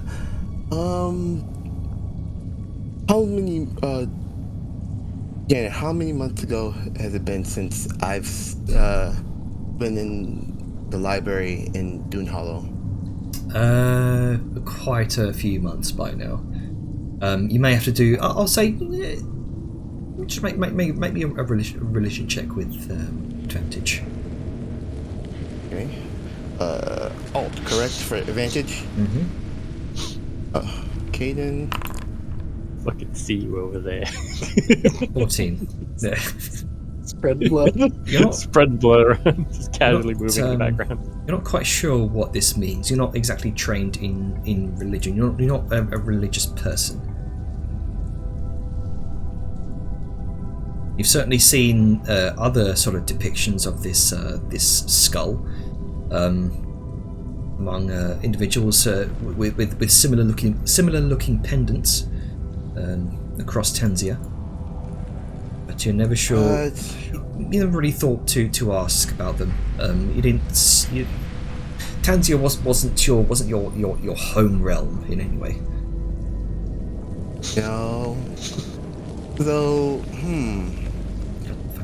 Can I Oh god damn it! It's like I fucking hate all you. I'm trying to listen to the lore and then I'm giggling like an idiot because I just see two of you running around spreading blood everywhere.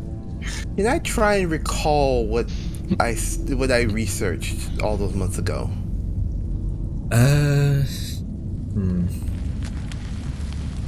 I will say, considering you failed the first religion check, I'll say just make a history check with it as a standard roll.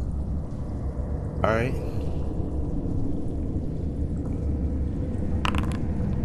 Okay. I mean, you've heard about certain deities worshipped within Tanzia, but none that come to mind that are familiar here. It would be familiar in this situation. Bastard.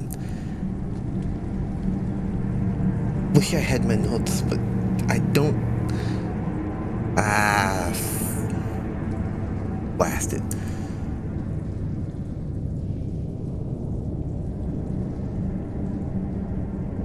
And let's see, Angus, rummaging through the, or at least, well, not rummaging, but you can quite clearly see this. You can see kind of hidden within the various folds of his the corpse's cloth across the lap. You can see hidden beneath is some sort of.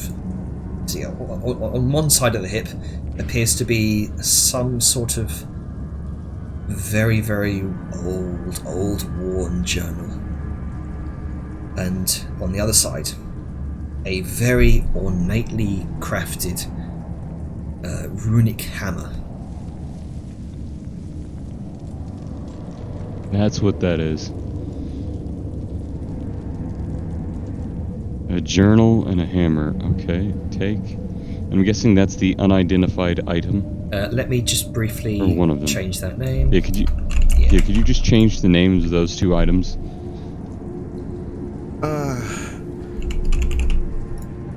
Yor wants a really closer look to that skull, and probably wants to pick it up, but just Go ahead, wait. touch the spooky skull in the middle of the skeleton-filled table. Look, what could go wrong? Look, I'm tempted. Yeah, all the flowers are still alive. That's a good sign, right? Yeah. I mean, I don't see anything bad happening. And funny enough, that's weird. Maybe Liska can see the magic. You know Whatever what? charges for the day. I mean, I can still do some ritual. I don't have the slots, but I can still do rituals. Yeah, I mean, do it. You got time. Everyone's just looking at old bones and snooping. Yep. And spreading blood everywhere. Oops. Well, I pinged it. I have the journal. I can't seem to read it though. Noise. Just click the link. I click the link. It takes me to the Ashbite page. No, the hang on. Tarnished journal. If you not the. Oh, okay, that's weird. Yeah, it doesn't even have who it belongs to. So something's not quite right there. Something is definitely not right there. I'll DM you what you should be seeing. If you click on the details of the item, can you?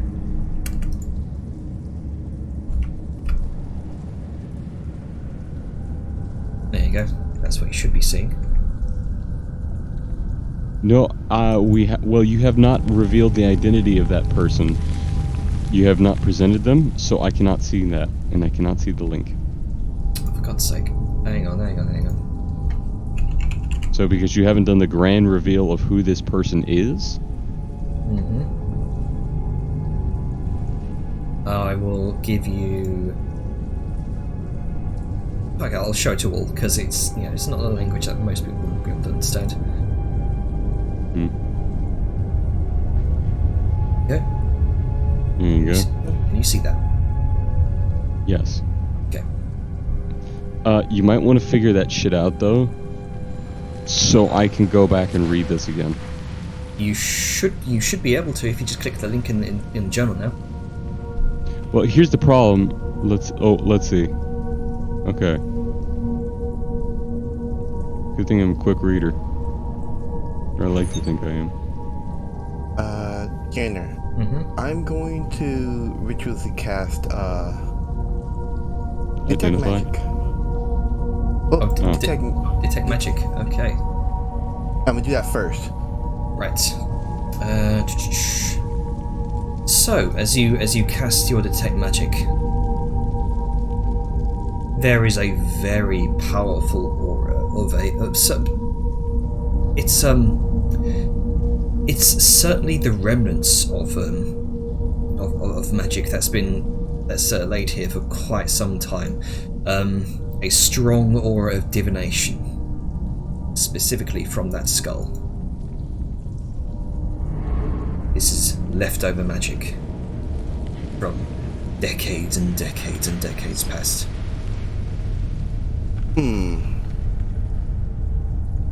Okay.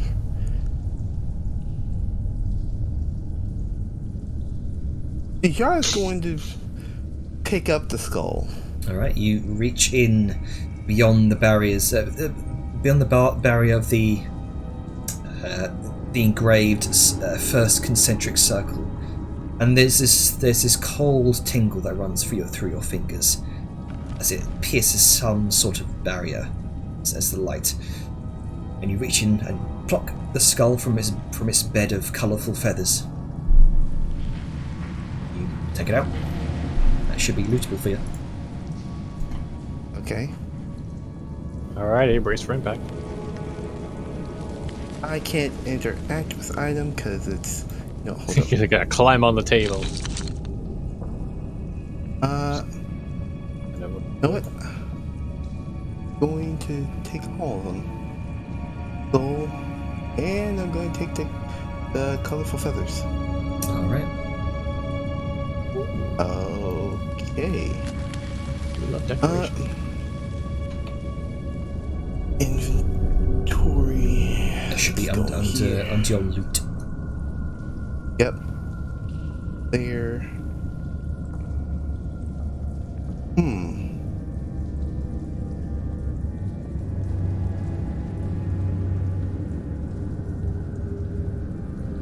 Change.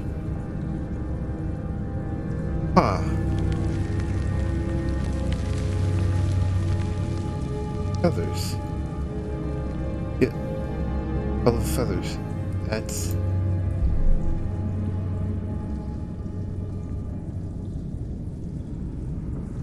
After he picks up the skull and the feathers, and he realized that what he put her hand through was a some type of? Would they give some type of resistance, or she just easily just went in and just picked it up? Yeah. So you picked up the skull, yeah. Yeah. Okay. So as you bring the skull beyond the barrier, this you watch as it seems to various pock marks begin to open up across the skull. The colourful feathers seem to just instantly disintegrate as you take your hand through the barrier, almost as if many years of age has just gone by in an instant. Oh, preservation magic. Oh, he would. As soon as that happens, as the pockmarks would appear on the skull, he will put the skull back onto the table and watches what happens. Put it back onto the table, and it rests there. Still pockmarked.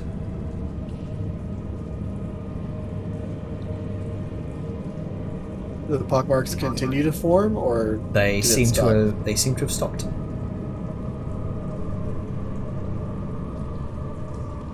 Now he's looking at the table more closely, like, what is going on? Yep, and you do notice the various petals within the concentric rings. The petals outside of the rings have withered away entirely. Just these dry, crusty, small remnants of what they once were. But the petals inside of the concentric circles seem untouched. Okay, this is very strange.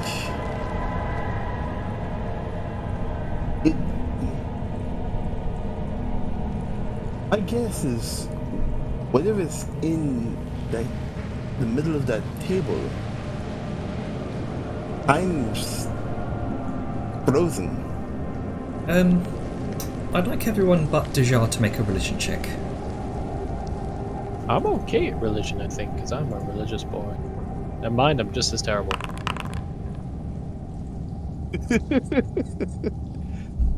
Good old -1. Hold on. 5 and a 7. Oof. Hell yeah. My God. Anyone else religious? I'll do a religion check, even though I'm pretty sure I'm the most atheist of all of us. I mean, you can know about religious practices without actually being religious. See, there you go. Being smart. 18, not bad. Angus, I wonder, as he looks over that and he pauses up from the journal. I'm not all the way through it quite yet, as he's actually reading, skipping a few pages, glossing over, going quick. There was mentions of figuring out a ways for soul stones, some sort of phylactery to protect the souls of loved ones and himself from being claimed by the Bog. Ways with hags in which one can extend their life, existing in the period between life and death. I wonder if this is some sort of ancient hag magic that is pausing that time, that transition of death. If anything, he points at the skull. I believe that's the skull of Yara Farrickson. As you kind of look, as you kind of look towards the table, something clicks in your mind. This entire set. Is this Sal or Angus? Because Angus didn't roll yet. I haven't rolled yet. This is just all the knowledge that I've gotten from in-game lore. Yeah, this isn't to do with the religion check. This is something else. If you want a religion check, there you go. 21. There's Well, your fucking religion. Angus, this entire setup here looks strangely familiar to you. This is the unmistakable sight of a powerful immune spell. He was trying to commune with some sort of deity. The decorated Maybe it was skull. the Grave Father. The decorated skull colourful feathers. More importantly, the ring of concentric circles represents the lunar cycles. Represents a lunar eclipse. Specifically, both moons of the mother and the matron align. A unified eclipse. Now, you've done your fair share of studies into other religions in the world. Various, you remember reading about other various gods of death. Depictions of the unified eclipse in Tanzia are seen as a symbol of the dead. Not just that, but it's also seen as the herald of the death god of the Persian people. For he only manifests outside of his domain during such an event. He is their god of the afterlife, death, luck, sleep, souls and trickery. The ferryman of all Tanzian souls. Banzala.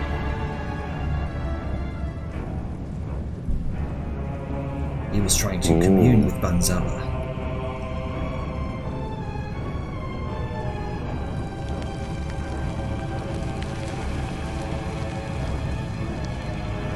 Oh boy. The god, at least for the realms we're going into, the Empire of Death. These are his symbols, his rites. There's supposedly a Day of Dead where he may come back, if I recall. But to leave his domain requires, as he points, a lunar cycle, generally a summoning.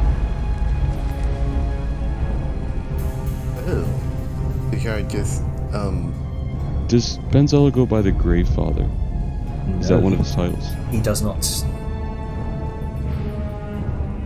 I have to rack my brain, but is anyone familiar with the name of the Grave Father? Ah, yes. I am very familiar with that.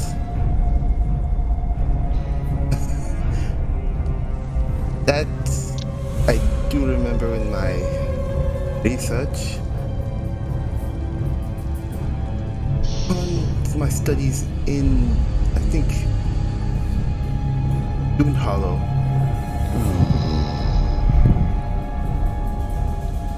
And who is the Grey Father? Hold on, give me a minute. Let me think. The name was, if I remember correctly, Valdis.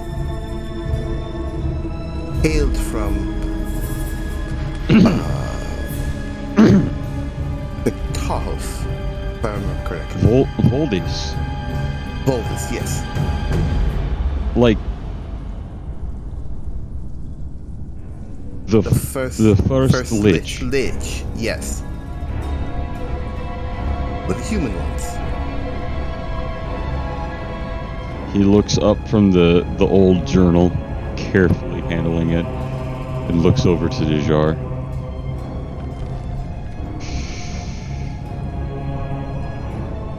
Turns around. They were working under him in a pact. At least, Braun in secret was. So none of his kinsfolk knew about this? From what I understood, speaking to the ghosts that appeared, no. Even in his journal, he mentions using Nogdar Ashbite as a puppet king. Oh, that's cool. Now just looks between the two and just goes, okay, how much deeper does this rabbit hole of who's who go? Well, There are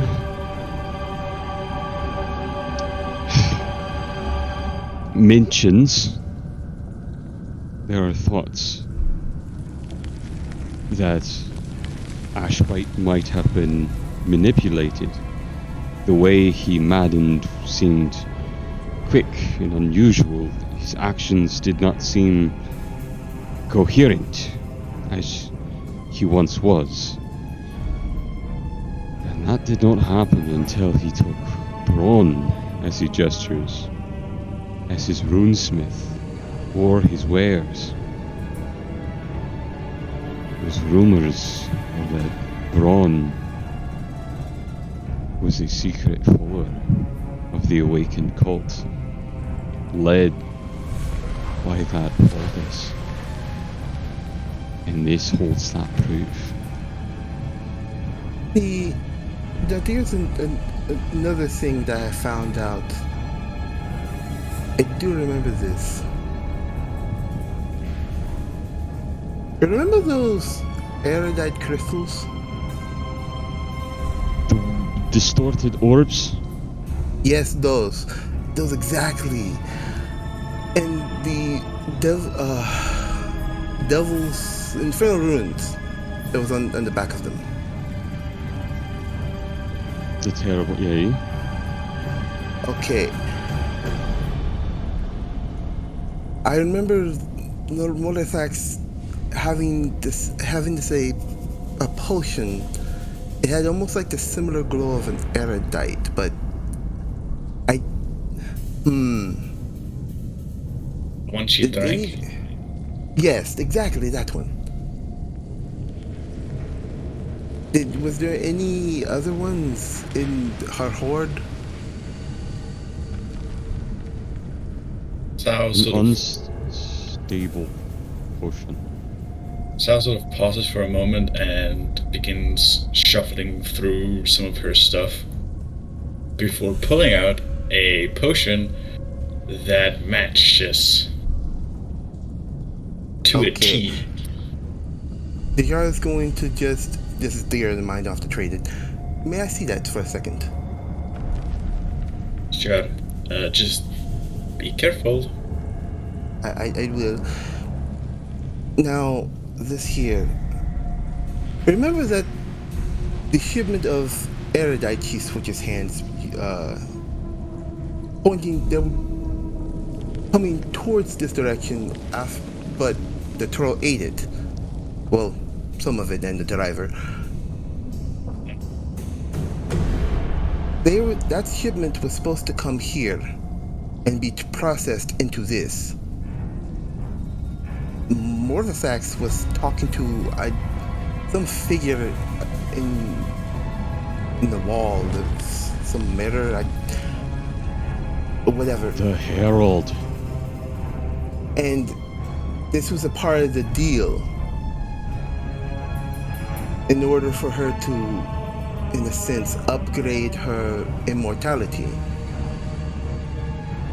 Instead of doing clones, she would actually be a lich.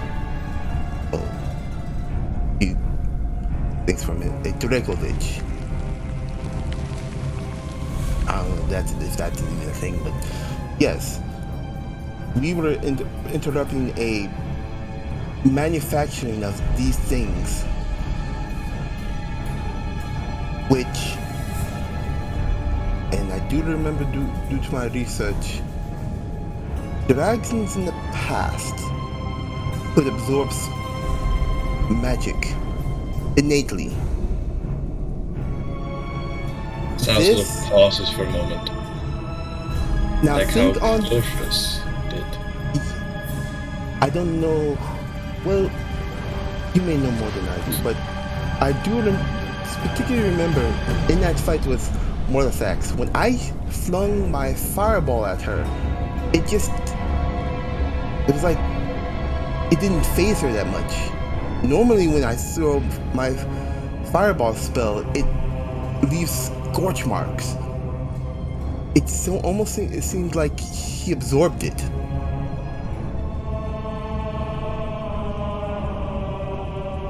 lessen the damage. Alright, for context, Crofus was a white dragon. Me and some others took care of, Liske included. His lair was surrounded with powerful ley lines. He was growing rapidly in size just being around them. He was still basically a child, but the size of someone like Mortifax. That's concerning. Wait a minute. You say ley lines. Ley lines, were they still there after he died? Tanner? They were not. Or at least they were fading.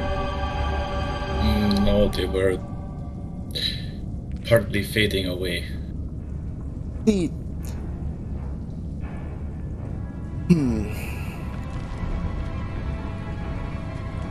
normally, ley lines, they stay relatively active, even up to be close. For him to fade like that, I don't seem like the ley lines. It seems like they were induced somehow.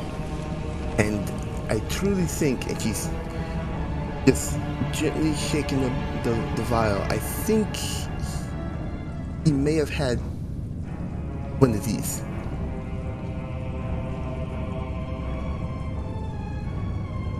Was there any glow on his body or anything? You did see some sort of iridescent glow beneath his scales, Zagan. I just sort of slowly nods. Kind of. Okay, so basically we have whoever is in that reddish hued mirror making deals with dragons to manufacture and produce vials of erudite like these to give to dragons. For what purpose, I do not know. However, he wasn't ready to let her soul go, so I'm thinking he was nothing but a pawn. A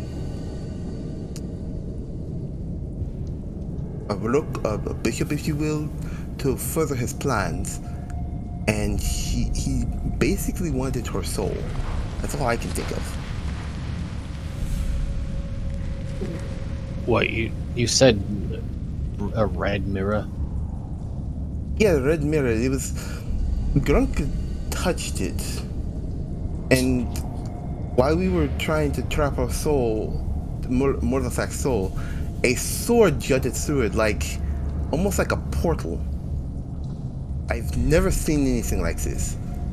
Have you? That thing was the Herald of Valdes. I'm sorry, what? The Herald of Valdes, as he points to the journal. The Herald came to me in the mirror. He knows what I have done. The Herald tears through the veil at will, and little can stop him. I mean, unless you break the mirror, then that stops him pretty quickly.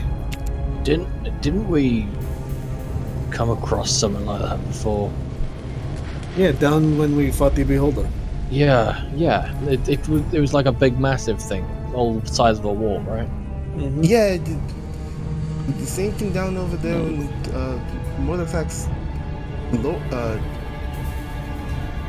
So they're mixed up in fuckers showing up all over the place. I think... Wherever Valdes' fingers lay. Exactly. Hold up. Wait a minute. Wait, is it Valdes or is it that one? I forget the name. Was it like Murribs? There it is. John just had a very quizzical face. Just like, Murribs? What do you mean by that?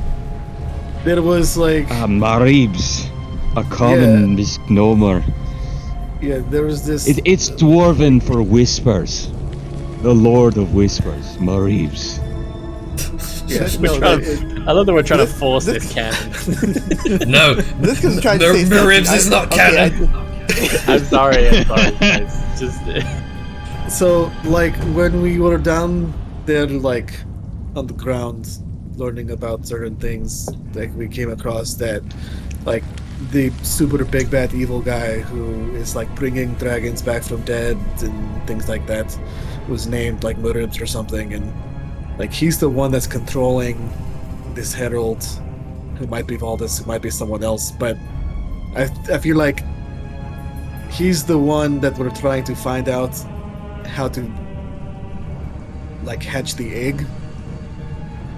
Like, he's the one that we're trying to Journal. protect her from. Even mentions how Braun possessed the egg. They even tried to use the egg to cure a sick person. It has strange purifying abilities on all magic. All magic. Interesting. Also, it brings up He another mentions. thing. He repeatedly mentions an egg and a key.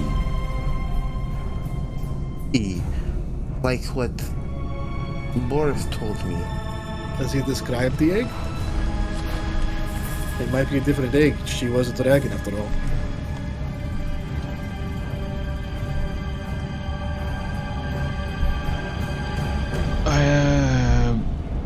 I don't.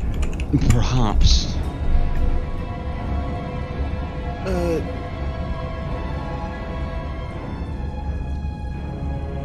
That What he about has this key? takes comfort. Let's see, he's taking comfort in knowing he has the scion and key as insurance. He sometimes referred to the scion as an egg. I think it might have been Morthathax's egg. No. No? No, we came here for the key, and Vladimir has the egg. We need the key and the egg to go to the hidden city. Wait, which dragon was the scion? I The- don't. Alright. Hold on, let me look up in my journal. I haven't taken notes on dragons. Well, I have, but he opens Well, up a recipe journal. Isn't Little Scion recipe just book. the name for like a kid or something? Well, Like Scion Prothus is was a more- Scion, wasn't he? Scion is more akin to that of a. See, on the quest detail, like, Liska was like, oh yes, I've taken very meticulous notes. The key is a crystal tablet that we need to search for. It has been seen in the hands of the personal smith of Nogdor Aspite, Braun. So yeah, Braun. It was something. It was like a tablet. Probably what Sal was talking about, like the dude's hands. Except it's not here. So we should probably figure that out. It's gone somewhere, that's all we know. Oh, I also have other notes. The Scion is the crystal egg. The crystal egg is the Scion. Yeah. See, I thought that, but Fantastic. it's messed up. I'm glad I took these meticulous notes. Thank you for having a justification. I was struggling for one. I was just about to ask Tianer, but you guys seem to have found a way to do it. Yeah. Sometimes it just helps to have notes on hand. That's all. Yeah. I mean, like, we all knew out of character, but it's a case of justifying the in-character. Yeah. Yeah, in character. So But yes. it's missing the. Does anybody? I mean, I know our magic people are pretty tapped, but do any of you have something like locate object? Because I don't have locate jobs. The only thing I have is scrying, and that's only for like living people. Oh, actually, do artificers? I do, but I don't have it ready. It feels like we're so close yet so damned far. This this journal mentions notes of him having a key referred to as the Scion, and at one point he tries to cure a curse off of his wife with the egg, but only the Maladis, Infinus Maladis, the Book of Curses and Disease, has the power to remove the curse on his wife.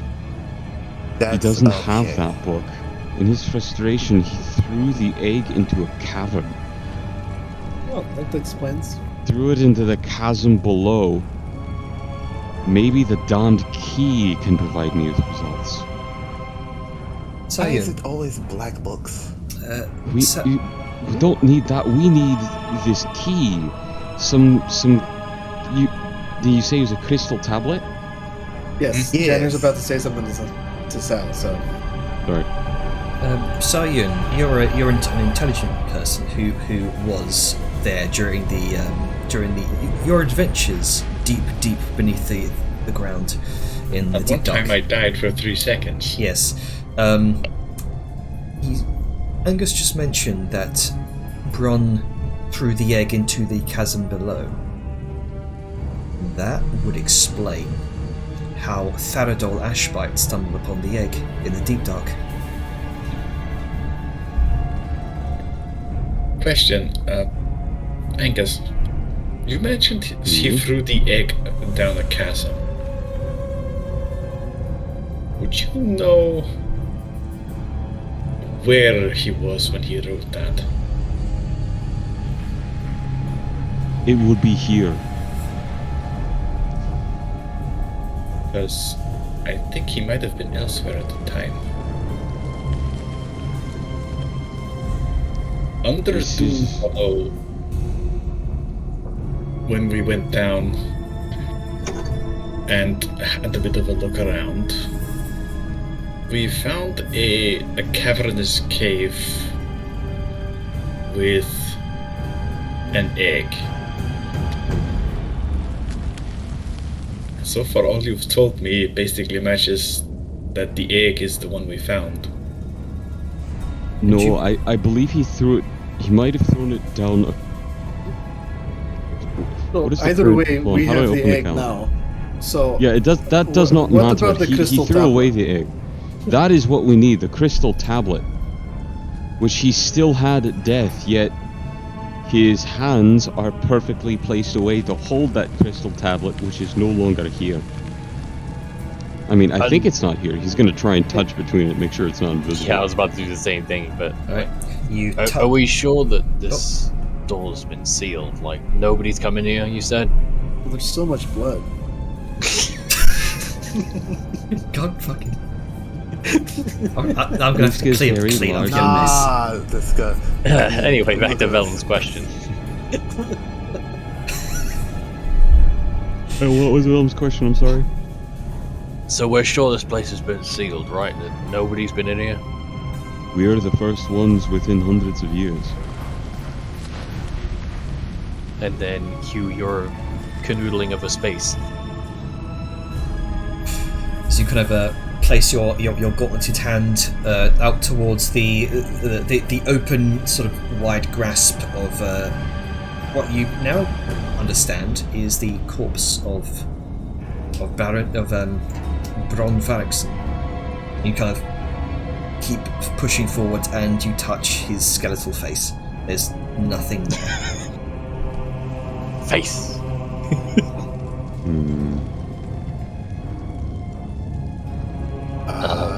Angus, does he say how he planned to use the tablet? Maybe that'll give us a... He said he was hoping the tablet might help, whatever the hell he was doing. He was trying to use it to remove a curse or find an answer. At some point, he needed to present the egg with the tablet to the herald, the man in the mirror, along with some descendant that my guess would be a new puppet king. Repeatedly, diamond-scaled dragon men tried to steal away the tablet. Yes. House of Etheridax.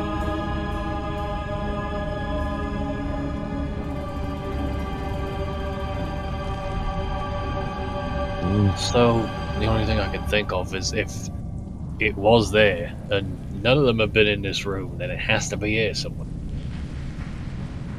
Jenner, can I mean, while everyone's just kind of chilling, on the flower petals on the table, Yes. can Liska look, like, having seen what happened with the feathers and the skull and how the flower petals outside the circles are aged, can she get a general guess comparing to when they know these dwarves died and how old, like, the time difference, like, if these petals were placed after the fact, like after death, like, someone might not have been here in hundreds of years, but that doesn't mean that there was, like, maybe a 5-year difference between when they died and someone came in.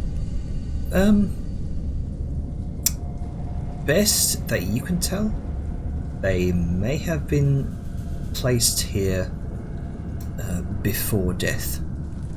Okay. Cool. Right, spread out, search for clues. You know what? Oh, sorry, I didn't know you had more. Oh no, I was just basically being like, yeah, let's look for secret passages and tunnels, y'all. Alright, well, I'm gonna examine this anvil because Vellum doesn't know much, but he knows blacksmithing equipment. Alright. So anything off with it, or just, sussy. You can see it's a very well crafted sort of brass anvil that's been worn with age over time. You can see parts of it has gathered dust and kind of pock marks from weathering. Lots and lots of dust. It appears as though this may have both provided sort of ornamentality to this throne here, as well as functionality. Sorry. But is there anything off with it? Anything suspect? You can make a perception or investigation check if you like. I'll do the one I'm good at, and I don't have -1.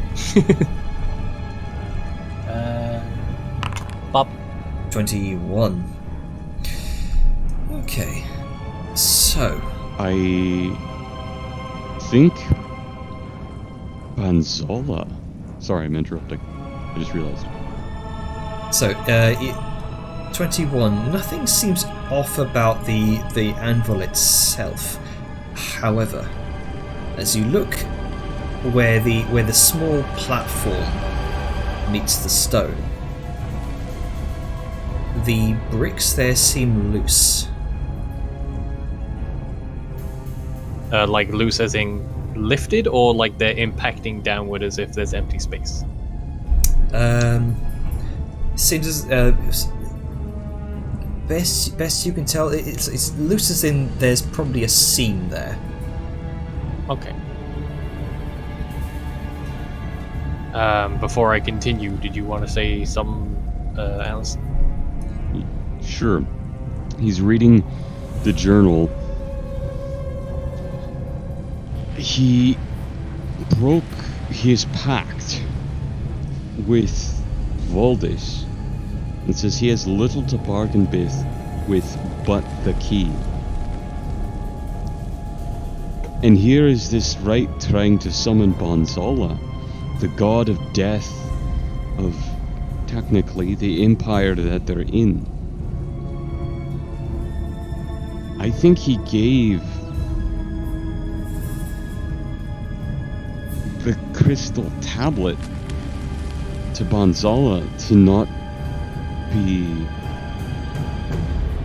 animated, to not return in undeath, to protect his soul from being stolen by Baldis's herald. I think that's why it's not here. It was the bargaining chip. So it's in the hands of what, a god? Wait, if they Demigod? did that, then why were they out there attacking us?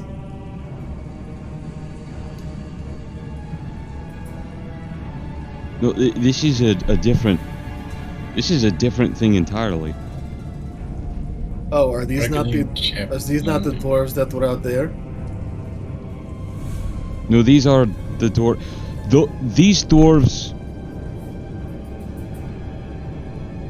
King Dwarf here was tricked and manipulated by a powerful lich named Valdis.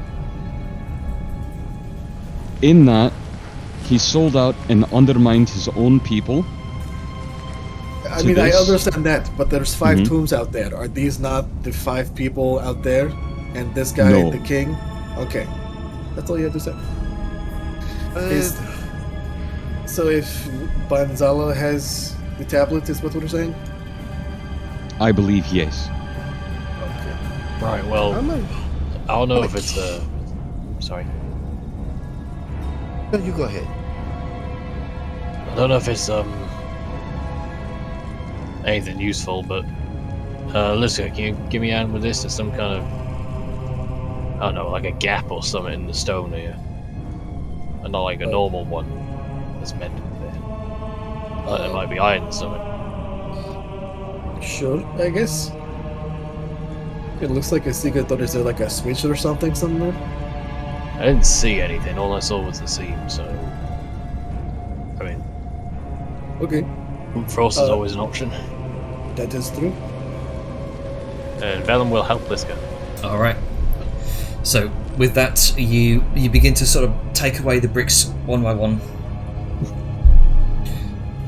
and you do discover a small, tight passage that descends into the darkness. God damn it. All right, you know, I appreciate dwarven architecture, but I get real tired of finding tunnels everywhere.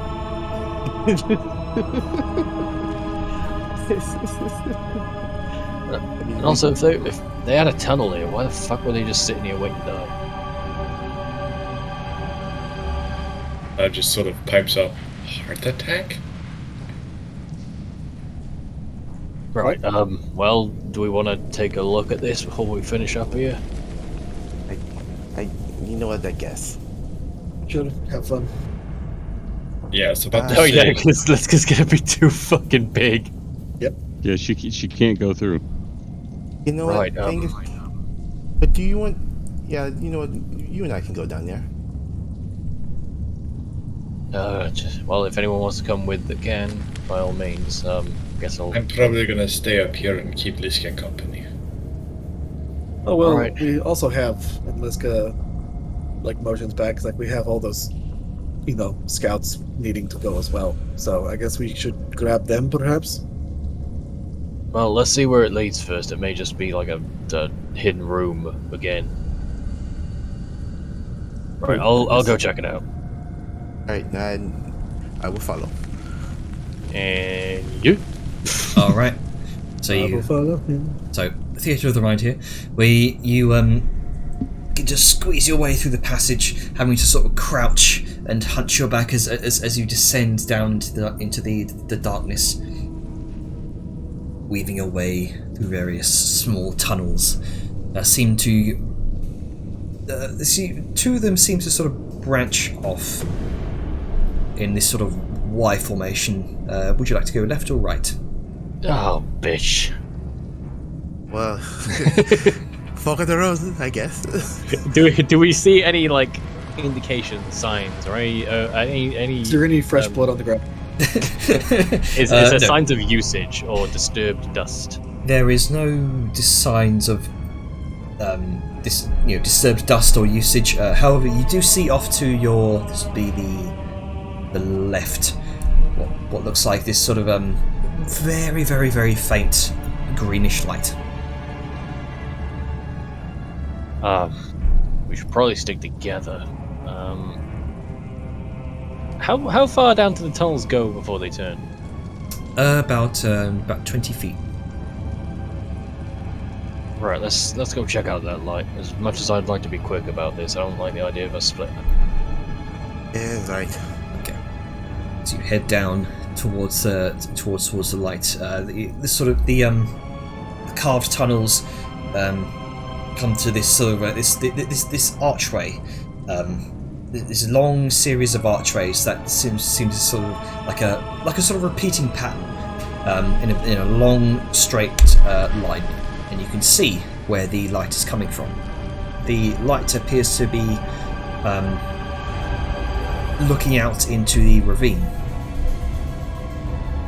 I'm assuming a sheer drop below us. Yes. No, it's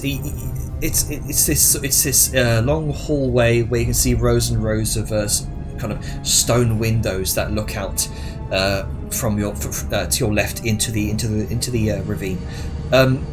It's very similar to the secret passage, that small sliver of a crack we also saw out into the ravine as well. Okay, so and since we're in it, you can see, or rather, you can hear what sounds like clashing swords and pained yells.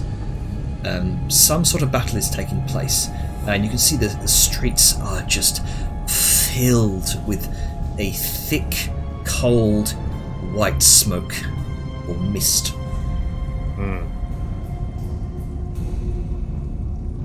Maybe we should hurry. Yes. And then, since we're in this hallway, let's see what's at the end of it. Alright, you continue towards the end of the hallway until you come to what looks like some sort of barred stone door. You can see another bits of rubble have sort of fallen in place over the years. Looks like this has not been used in a very long time.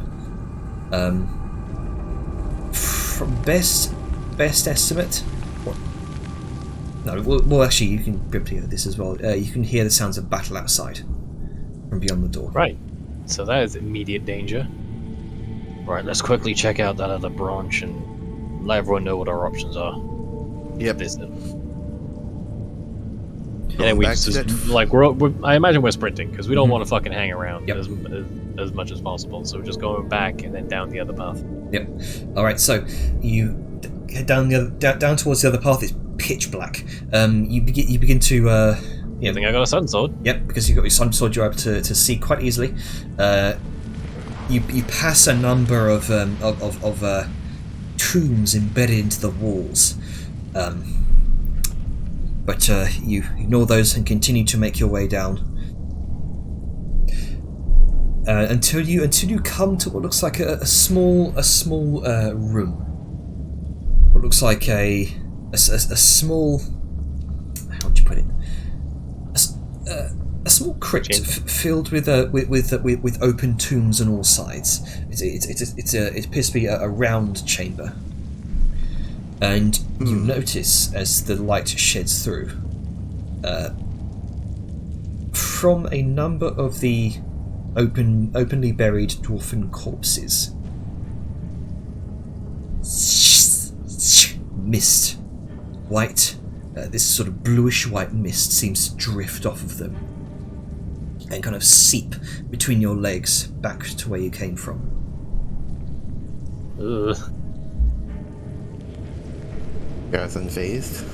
Besides that spooky nonsense, anything noteworthy about this dead end? Not that you can tell, no. Okay. Before we go, I'm going to go through. Gareth's gonna briefly go out her a wand out of her pouch and use a charge of Wand of Secrets, just in case. Always good to be. You flick the wand just to make sure. Nothing seems to ping for you. This appears to be a sort of solitary crypt. Somewhere beneath the palace. A true dead end. I see what we did there. Yeah. Right, well, we got one crypt and one possible exit point if we want to use it. Let's head back to the others. Alright. Alrighty, so we head back up. I'm just for sake of, not repeating oneself, gonna fill them in on what we saw down there, including the fighting outside and the barred doorway.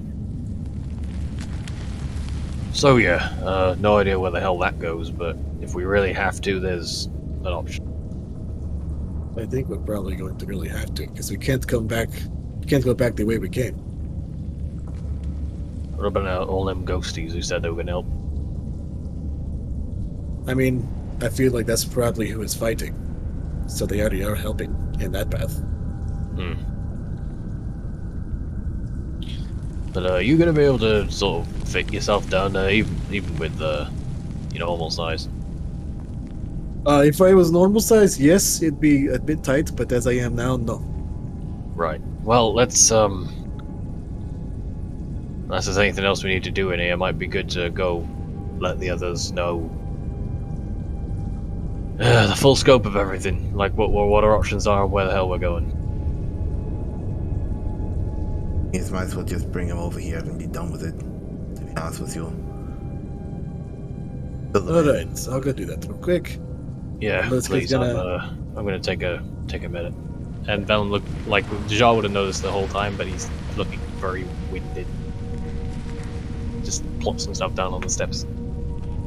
Let's gonna just go back and start transporting scouts, like across that gap. Okay. Into the room. You're gonna sit down right beside Velen. So, what's on your mind? A lot, but I'm gonna have to ignore it for now. I'll be fine. Just, not at my best right now. Any of us will be.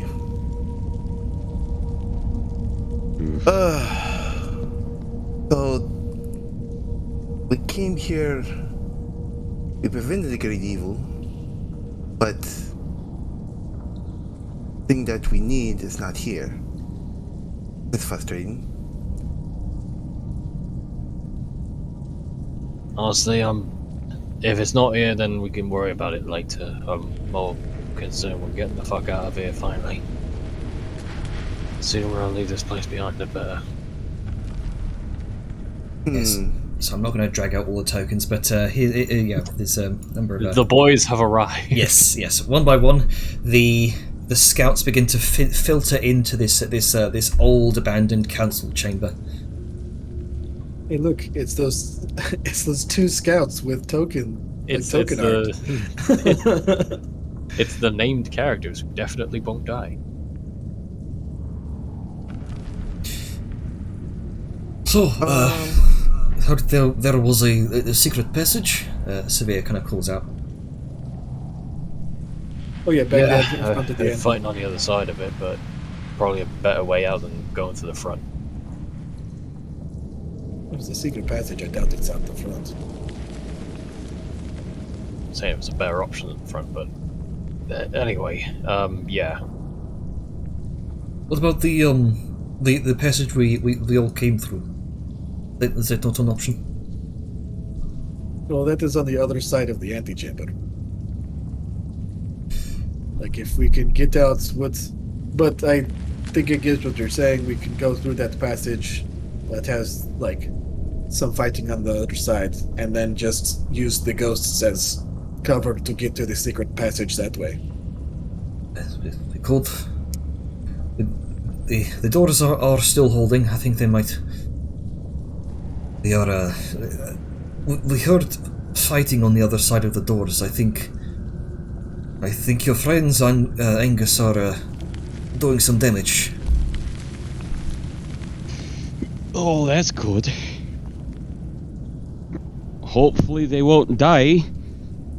Knock on steel as he kind of taps the anvil beside him with the hammer. They are all already dead, so... That's the joke. So Sylvia kind of face palms to herself for a moment. Right, so, jokes aside, which way are we going? Liska can't even get through this back way at the moment, but we got two ways, both with fighting outside. What is that back way? Well, there's a long tunnel that heads down to an old stone door that's been barred. So it's either another way in or out. Probably an escape tunnel. I'm guessing it's another way out. They didn't have much need to escape a trans-dimensional being, so I can see why they didn't use it. Well, there was that the secret tunnel in the mausoleum that we all went through. The one that you barred with a door that you just pulled out of nowhere. Yes, that. And she sort of folds open her robe, inner side of the robe, and just goes, "Yeah, I have another one of those," and sort of taps the patch. I don't know about you all, but I would prefer that Liska were able to join us on this. Yeah, not that it's not incredibly useful, Liska, but how long are you going to be like that? It's magic, so I don't know. Right. Like last time it only lasted for I think maybe. Oh, it was so complicated. It was like we just got done with the dragon fight, so I was kind of exhausted. That wasn't really taking time. I think maybe 2 hours. So if it was that one, maybe another. I don't know. How long has it been since we got into that fight with Mortis X? So 10 minutes for that ritual, 10 minutes for the detect magic, 10 minutes for the. I'd say it's been about 30 minutes because the Zhao's also been ritually casting a few things. Since we started the throne room fight? Yeah. Remember, we didn't spend I think we didn't even go for a full minute. No, that's true. So probably another hour and a half. Right, so not time we want to spend waiting around. Alright, I guess the choice is made for us. We head out front, use the ghost for cover and support, and make our way back the way we came. I just hope your friends Angus are trustworthy. You know, me too. I think they will be. Right, should we get the hell out of here? Is there anything anyone needs to do before we rush it? I mean, are we gonna take the skull with us? And she just gestures to the skull on the table. I'm going. You know what? I might as well just take the skull. Alright. Be honest with you. You take the I'm skull. asking because I don't know if it's a good idea or not. You know what? Honestly, I'd rather we did take it. Okay. Right. Janner, question. Does this look at all like it could have been an attempt at a phylactery? Not particularly. The setup is definitely some sort of commune ritual. Because I'm just curious if the skull has any special importance. It was likely the main catalyst behind the commune. So, the question is, did they get some random schmuck skull? Or is this the skull of his dead wife? You have no idea.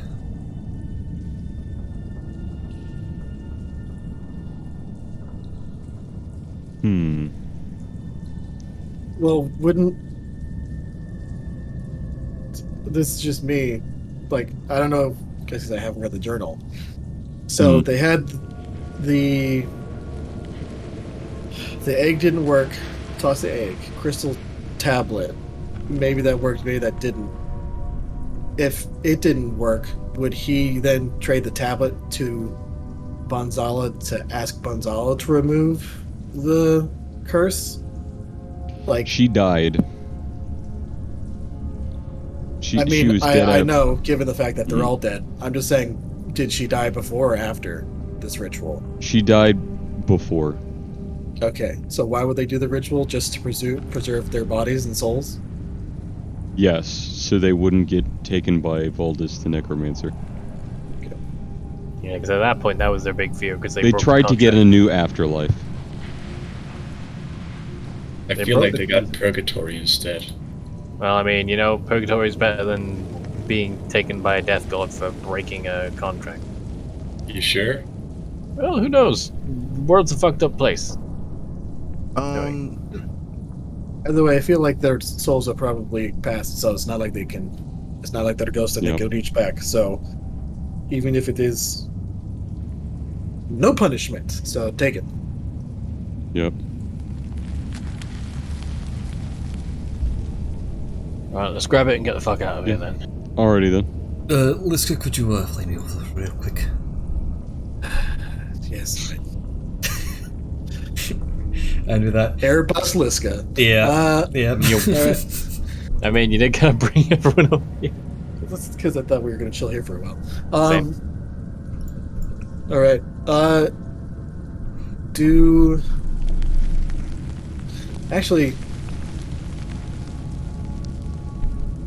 actually, everyone is here. Mm-hmm. Hmm. We know that this place hasn't been disturbed for a long time. Do we want to lock those doors, and then just rest here? Since it seems like, with the ghosts fighting and all this stuff, this actually might be the safest place for us to chill for a couple hours. Oh yeah, a short rest? Yeah, definitely. That's a good point, actually. Honestly, I think that would be a good idea. We are literally, most of us are close to death's door. Yeah, that's a good point. If anyone has any hit die left, it'd be a good time to spend them. I do not. I think Hilbert do. didn't either, but Vellum is full on basically everything but an Indomitable. I don't know why I don't have an Indomitable. I have I mean, five. if you want us, we can, Janner. Like, we don't have to rest. If it's like montage, as in we're just gonna get out with no issue, then I'm fine with doing that. Oh, before that, that ghostly light. is there anything producing that ghostly light, Janer? I in fact, actually, as you remove the skull, the light seems to dissipate, and all of the marigold petals seem to wither and dry up instantly. Okay, that is just strange as fuck. I mean, out of character, is it? I feel like it's just gentle repose. Yeah, same. Like that. It's one of the few moments I'm actually smarter than my character. By removing the skull, I think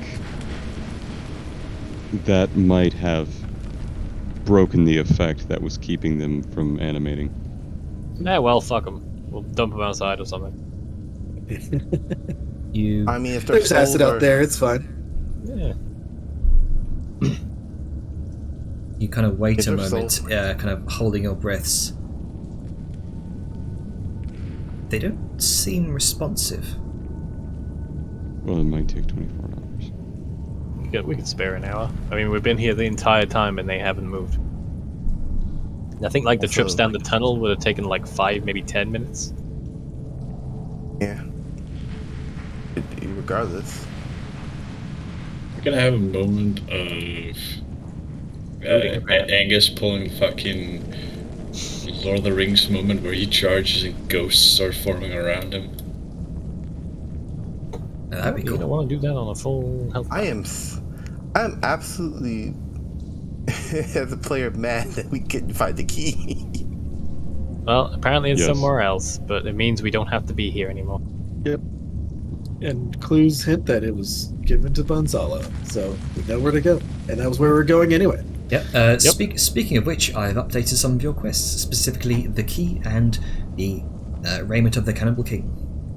Yay, quests. Huzzah. Oh boy. Great. Oh, are we taking a short rest or? I don't think we have an hour, no.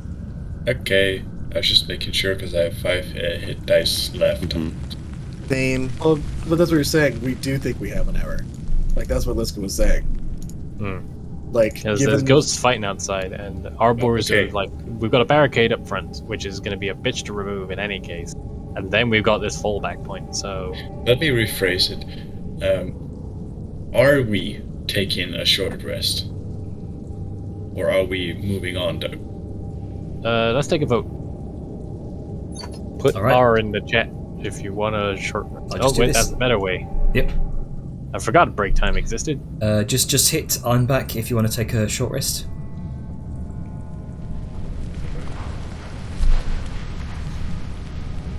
Everyone, all right.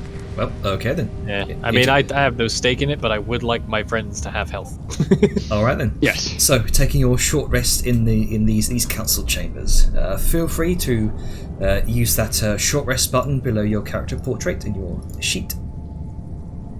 Angus cannot rest. At the very beginning, when we decide on this, he's just gonna pop up. Mm-hmm. Right. So my wounds aren't healing naturally. He's looking a lot better though.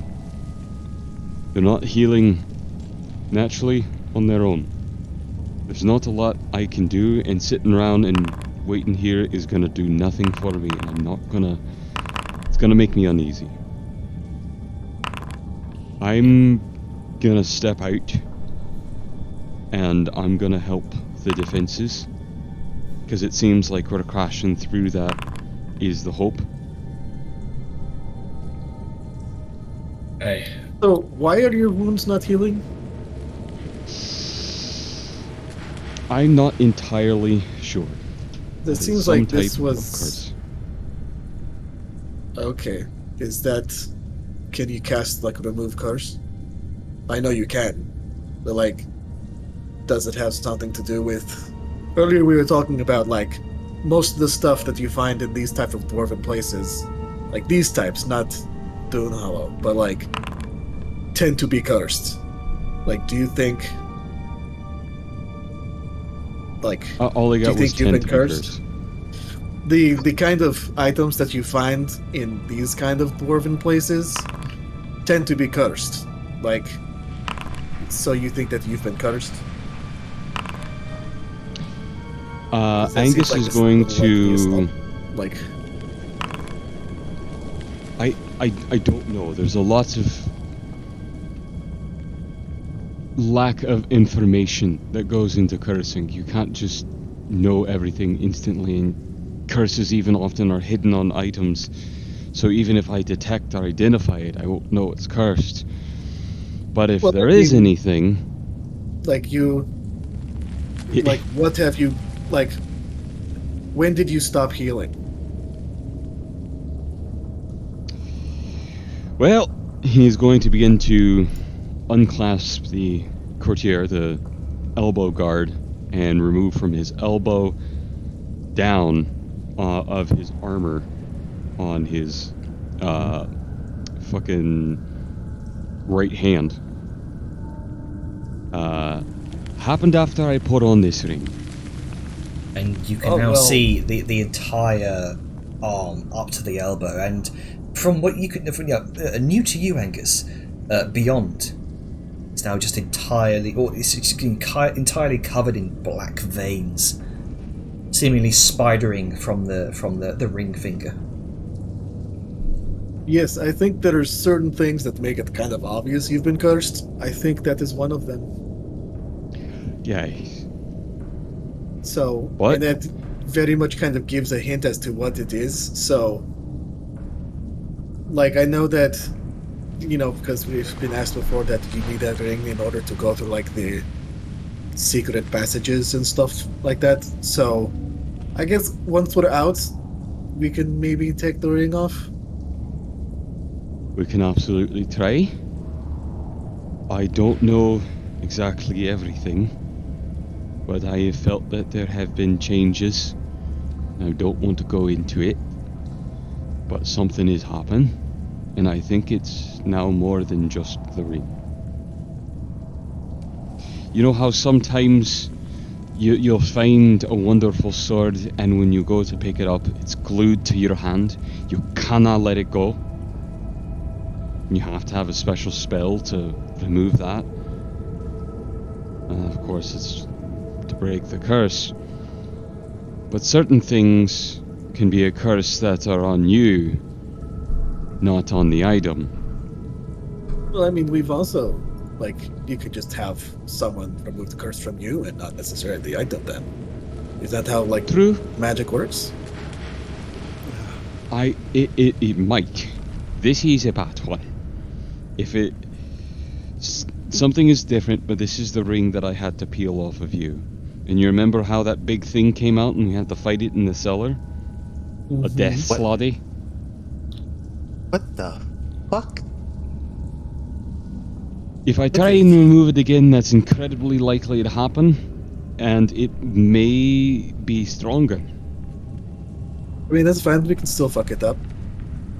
Aye, but I don't think we should do it here. Oh, no. Like I said, Oh, yeah, after no. we've escaped. More about very bad place. I want out. Yeah, you and me both. Now, aye. For now, I am borrowing its strength and using it as a key. While I'm in Northholm here, I feel it has to stay on. Because it's disabling traps and it's protecting us and enabling that army to even be here. Like I said, after we escape. Yep. I agree. And I'll have to maybe lean on you some, Dejar, for your wisdom in magics and see more about what this curse actually is. But for now, you should rest up. Yeah. I know more about curses than I really want to. Well, I'm gonna have to depend on that knowledge. But I'll rest and you'll be safe here. I'm gonna step out a bit and join the little ghostly lads, because I'm going to grow incredibly anxious if I stay here and wait. I need to do something. I feel I have to. When you're ready, you can find me out there. Wait, which Alright. way is Angus going? I think he's going back out. Yeah, that's the plan. Yep, to the battlements to help the boys. There's you can't get out that way. You'd have to go out the anvil way. Oh, shite. Wait. Yeah, we Well- like very, very much barricaded that way so they couldn't get in. Oh, Sorry, I haven't right. looked in that hang on. direction. I may have misspoke earlier about those barricades. There's let's see. There's three ways in and out the antechamber. There's the one from the throne room to the antechamber, which is the northern entrance. There's the eastern western entrances, which are the entrances from the rest of the palace into the antechamber itself. And then there was that southern entrance that kind of led out into the Necromancer's Enclave, which then kind of connected to that secret passageway. Okay, so when you say antechamber, so the throne room is the room that was filling with acid, yes? Yes. In fact, I So think the chamber just immediately south that like second in command guy exploded in. What is that? so that will be part of the throne room itself. Okay, and then south of that we had the room where they were actually casting the blood ritual. Yes, that is the Is that antechamber. the antechamber? That is Okay. yeah. So all of those entrances are barricaded. Let's see. I'll Because Liska wouldn't just be like, oh, they're trying to come in from there. We'll leave that one. We'll just do the south one. Okay. So so there's the north entrance that leads to the throne room. There's the east and west entrances, which lead in from the wider palace itself, and then there's the southern entrance which leads into the Necromancer's Enclave. That is where you kind of burst through from the secret entrance. Oh, is that one still open or is it barricaded? Well, that's what I'm saying. All of these would be barricaded. Like if there's chance that someone was coming in through this side or this side, Liska wouldn't just leave them open. Yeah. Those two would be barricaded. That leads out into the rest of the palace. This one, the southern entrance doesn't. It simply leads out to a necromancer's enclave. The Necromancer's Enclave is, for all intents and purposes, a closed-off room. Yes, besides the secret entrance where you burst through in the first place. Okay. I should have made that clearer. My apologies. All right, then. Okay. With that in mind, then Liska would have no need to suggest this rest. But okay, cool, awesome. We are gonna be resting, and after that, we're just gonna be leaving through the front. I believe that was the plan. Yes. Yeah. So which way would Angus have to go? Same way, I believe. Okay. Yeah. So by the time you reach the antechamber, where actually no, Angus is kind of stuck on the ledge there with because he can't make his way over the ravine of acid. I'm going to go help. Yeah. I'll climb over. Help! Yeah. Little help here. There you go. I'm trying to be If dignified. I was smart, I tell the would have elf. dropped the rope. Okay, so Liska flying him over.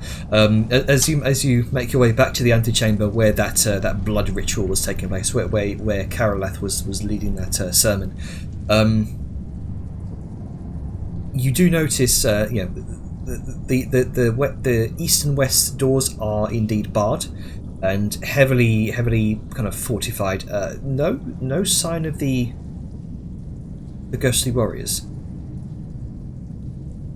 The room, there is this lingering cold essence. You can practically see your breath.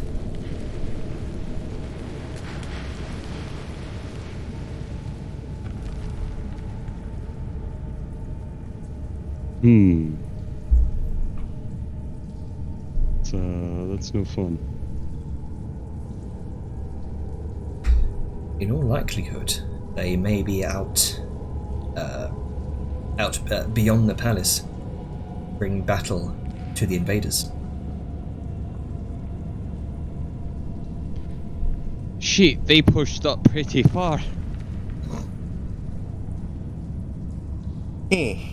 alright. And you did hear Severe say that there was a battle being fought on the other side of the doors.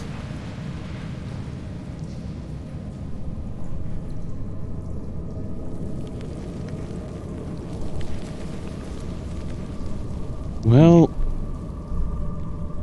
is that the door that's barricaded? Yes. The ones that were barricaded is where the cold air seems most prominent. There's no way to get through and join the fighting.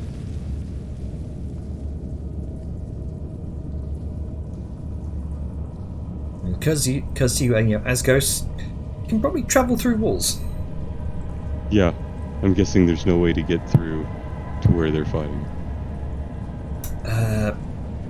Probably not right now. Well, shit.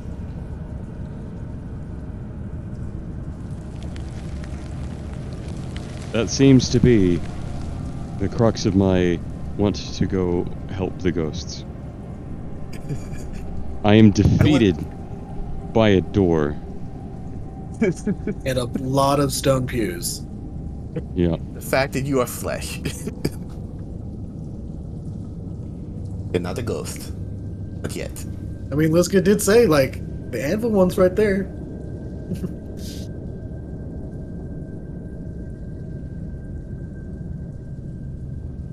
You could go through the anvil one. It is sized for a dwarf.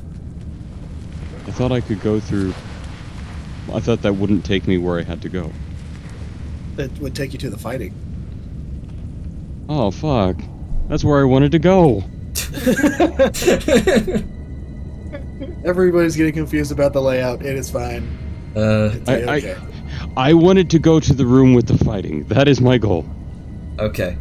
Best you can tell, there likely is no room with the fighting, probably because they pushed on further already.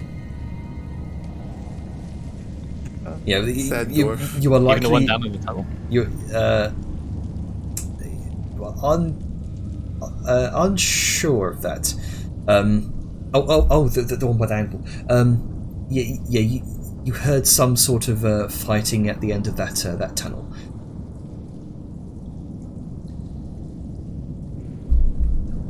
That's the tunnel that I wanted to go to. Okay, so... The one with the fighting. With Alright, so, solve the mystery. Speeding this up, so we're not wasting any more time on this. As you enter, as you come back across, Liska ferries you across, you squeeze your way into the anvil, or beneath the anvil, and make your way through a number of dark passages. You see that light off to the side, and you can see out into the ravine through a number of windows that seem to run parallel to across the side of the palace. You hear the sounds of battle, guttural screams from places across these sort of looking down upon these labyrinthine streets, curled up and around the cavern walls. You can see shapes drifting down from above, glowing spectral figures emerging from their corpses and their open tombs, embedded all across the cliff faces in clusters. And you look down, you can see the streets are awash with a thick, deathly pale mist. And as you continue down that passageway, you come to that same set of double stone doors, sort of seemingly with a number of rubble kind of clustered in front of it. Not too hard to kind of dig away. May take some effort to open those stone doors. Which actually you could possibly use your ring with that. Potentially. If there's a shortcut, let's take it. I don't want to have a whole bunch of time just me. You know? The point is, I just want Angus to get to the fighting and start throwing some hammers. He wants to earn his place. Okay then. And he can't sit idle. It can be as simple as a gloss over. Okay then. So you bring up your ring, aim it towards the stone door, and this cold, this pang of cold energy just rockets through your arm, and the doors begin to grind open.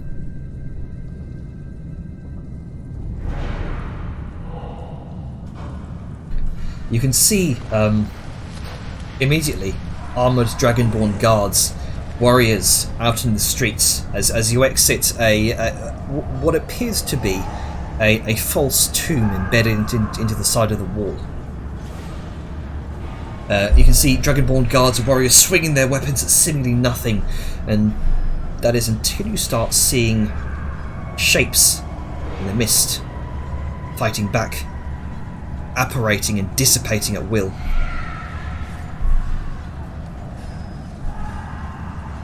You look around, above you even, across the bridges, both natural and constructed, that span the width of the ravine, like a massive spider web. So you can see what looks like short, stocky, skeletal figures clad in ragged dwarfen chainmail and rusted battle axes do battle with other dragonborn.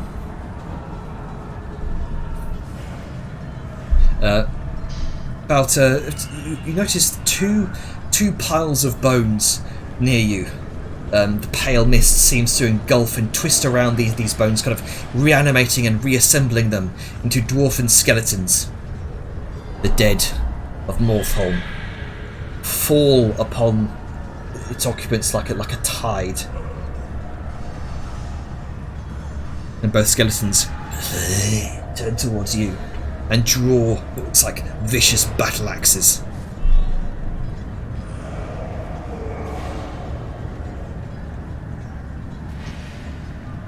The dead look at me and draw the battle axe. They look at you, draw the battle axe, then look over towards a nearby Dragonborn guard, and they charge into battle. Okay, I'm like, oh, wait a minute. My hubris. Awesome. So, what are you Then doing? Angus will spend some time throwing hammers and Alright. helping, and using cantrips and helping. Nice. Okay then. So, And he is going to do his best to earn his place among the dead, alright. or then. rather, earn the respect among the dead in his place. Wow, okay. That came out wrong. Yes, it did. Okay. So yeah, get the fuck out of my house. So, as your short rest ends for the moment, you will wonder where Angus has gone. Said he was going to fight with the dead. So, split out there somewhere. What's everyone doing? Sarah's taking inventory while she's resting. Besides that, it's kind of visible that she's getting a bit nervous.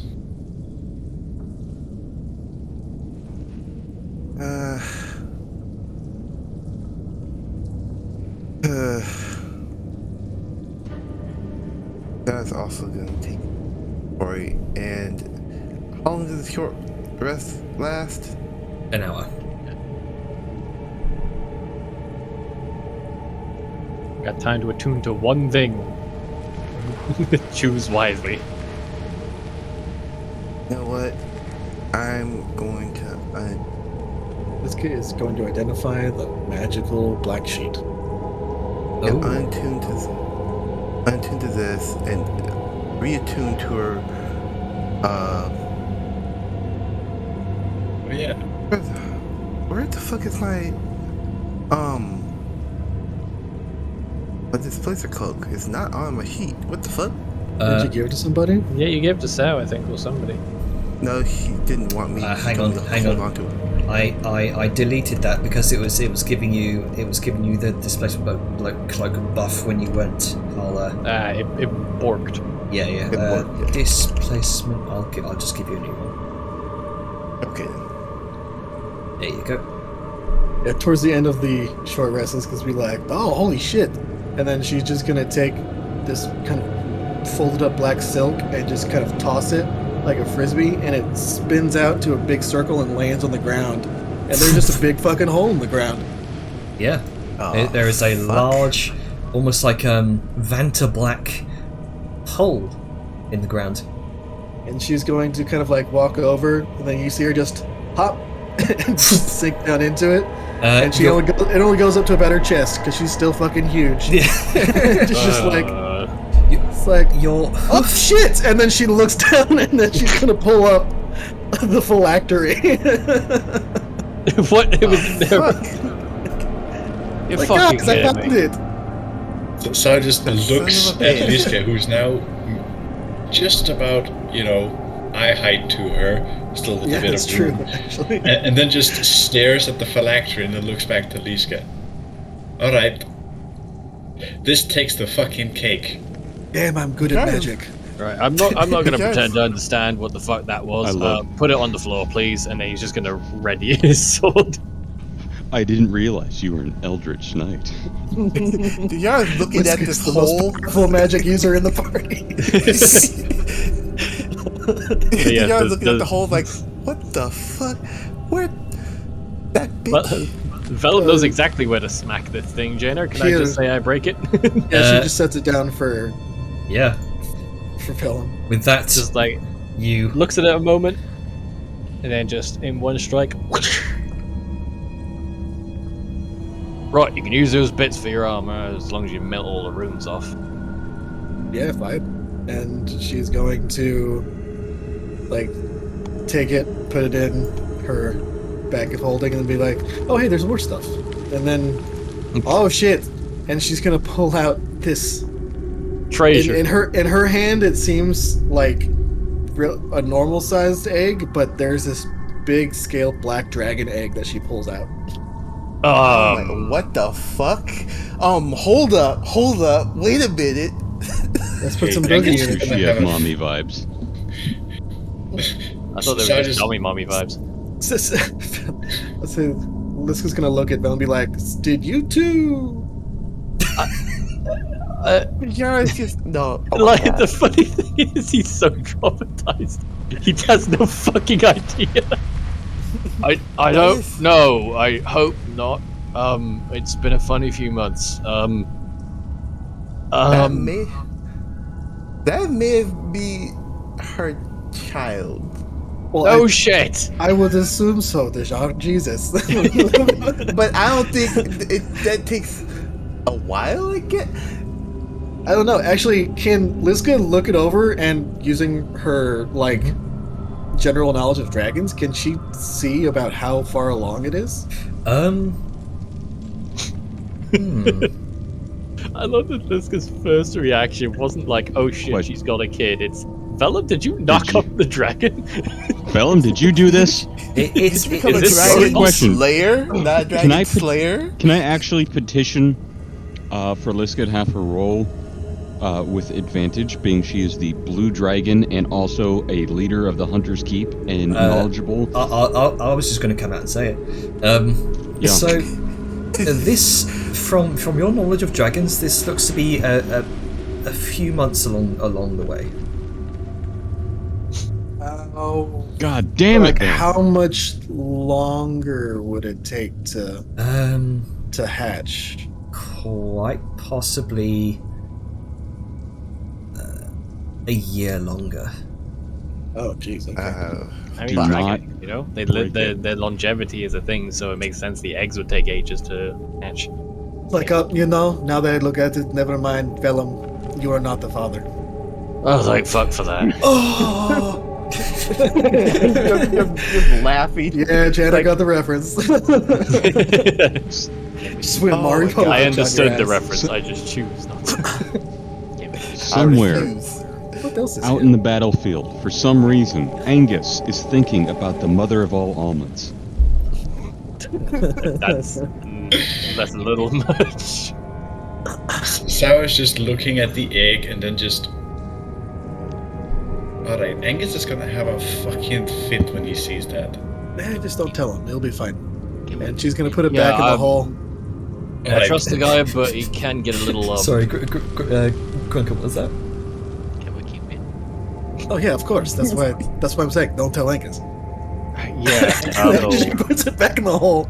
he's It's like, he's oh, a nice nice. guy, and I trust him, but he sees things as food when they probably shouldn't be. You can get a little overzealous sometimes. And there's this final thing. Alright, what is it now? What is this now? Is Yeah, it what other treasure chest bullshit are you with gonna pull out of that crystals? hole? It's like, Scared. why are you angry at me? I didn't do anything. I'm I not just angry. opened the hole. Like, why are you snapping at me? Look, I am not angry. I am surprised. I am at my wit's end because every single thing you've pulled out of that so far has been something so out of left field. Oh, it's just a book. It's like a black leather-bound book. It has. Hold on, and she's going to. Can I link this without taking it out of the bag? Liska leans down. Oh, hey, I found the tablet, guys. Oh wait, what's this glowing thing? It was here this whole time. Oh, sorry. Okay, yeah, where it's like Liska gets the book out and she's just going to and there we go. And yeah, so she's going to keep that and for now just be like, okay, cool. Oh man, that was a good rest. Like, let's go. And then she's gonna climb out, fold back up the hole, tuck it not in the bag of holding. It's a good thing she rolled high on that intelligence check when she first got it. Yeah. Um, Yeah. Also, I love that you you fucking embodied Hilbert for a second there. It's like taking a rest in a hole in the ground. It's like, man, I see what he was doing. Why he did this? It's very comfortable. And yeah, so like with that, she's going to first look at Vel and be like, "Hey, you have your," and then she kind of looks on the other side of his head. Does he have his earring? Did he get his earring back? Did one of us give him his earring? I think we did it in bookkeeping. Okay, cool. So Liska would have given it back to him in the interim. So. Okay. Oh, I forgot to give this to you. Gives earring. So we Angus through the earring. Angus. Am I in range? Do I hear it? This would be it's 500 feet. I don't think you'd be in range. No.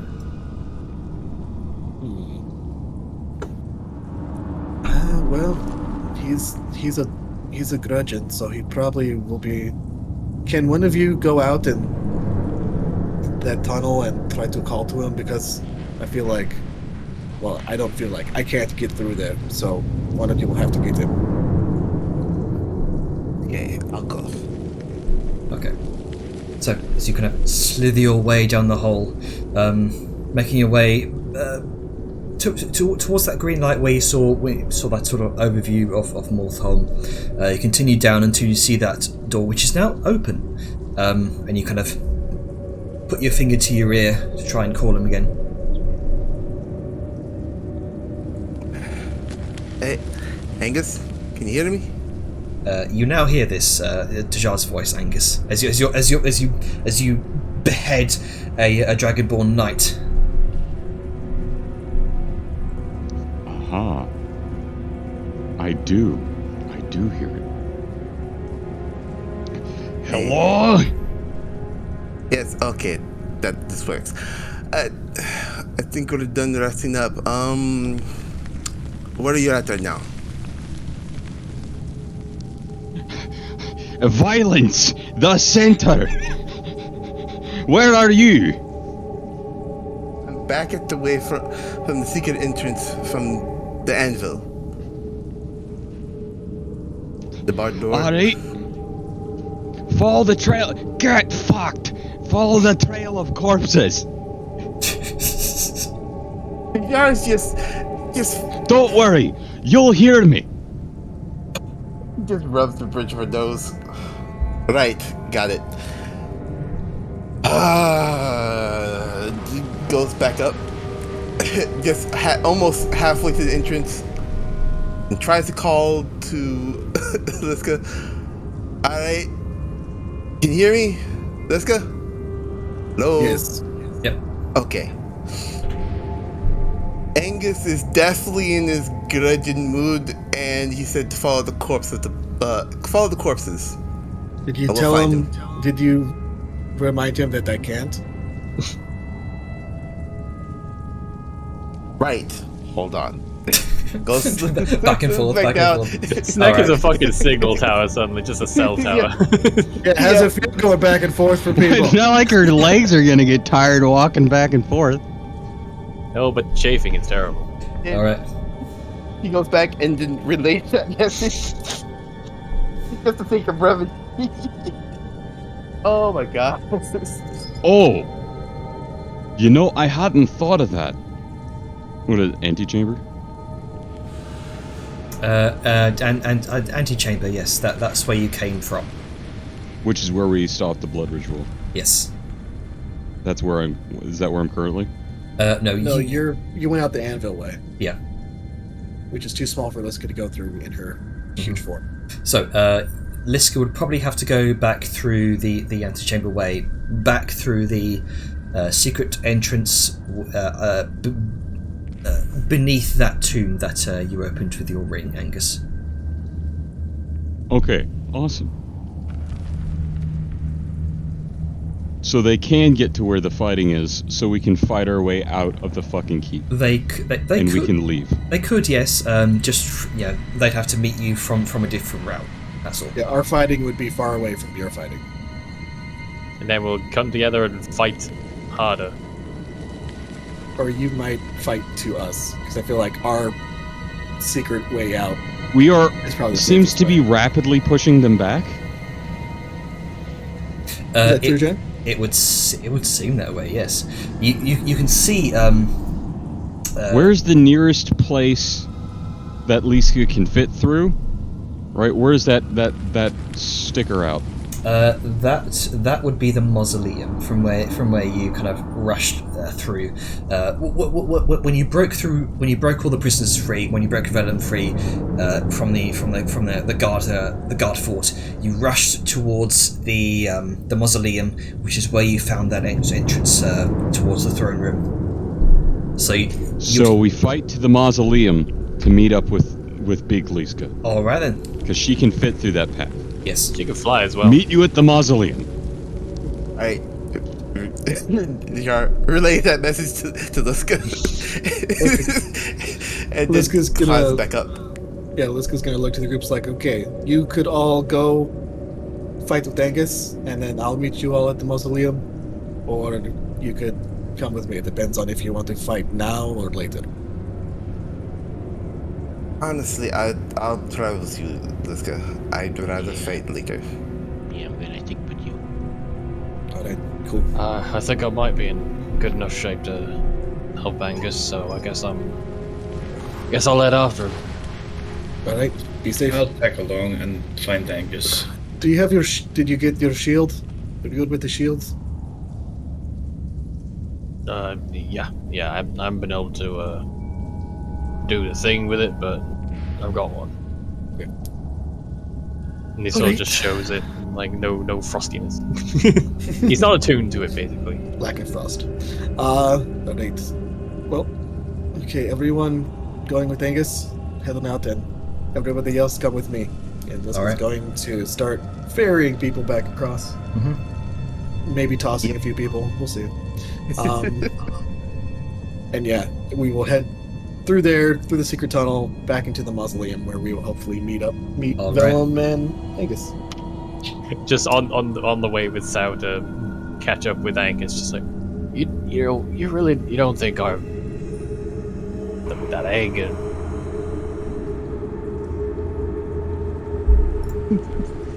Liska's scarred us. this was to Sao, by the way, and the lack of a response is putting him in fits. No, the music was a bit loud, so I didn't Oh, actually sorry. hear anything. You don't really think that with the egg and Morthax, And you? it's been a long few months and I have no idea what to make of anything anymore. Okay. First and foremost, you haven't been gone for months. Wait, what do you mean? How long has it been? Maybe 2 weeks.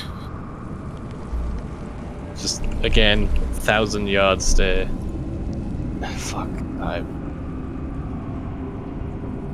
wasn't allowed to sleep and everything's kind of a blur. It felt a few weeks? At most. Right, okay, well that's kind of good news, I guess. No. You didn't sire an actual dragon as a child. Well, yeah, that's also good. I didn't think that much time. I thought more time had passed, but right, let's go catch up with Angus. Okay, so let's see. So as we come back to Angus, where did that go? Here we go. It's vanished. So, fighting in the streets, Angus, as the Jar and as the Jar, everyone else comes out in the streets. We'll see. Angus is just is just swiping left to right over a group of Dragonborn guards. However, they are soon washed away with a charge of dwarven spirits.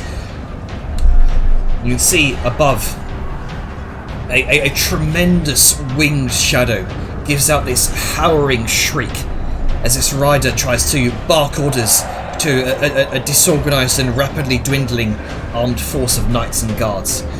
You see above a gathering cloud of dead souls emerging from a gathering of open crypts nearby. And then as the heavily armoured rider seems to notice you, Angus, and you, Dejar, an arrow seems to impact the rider in the back from across the other side of the ravine.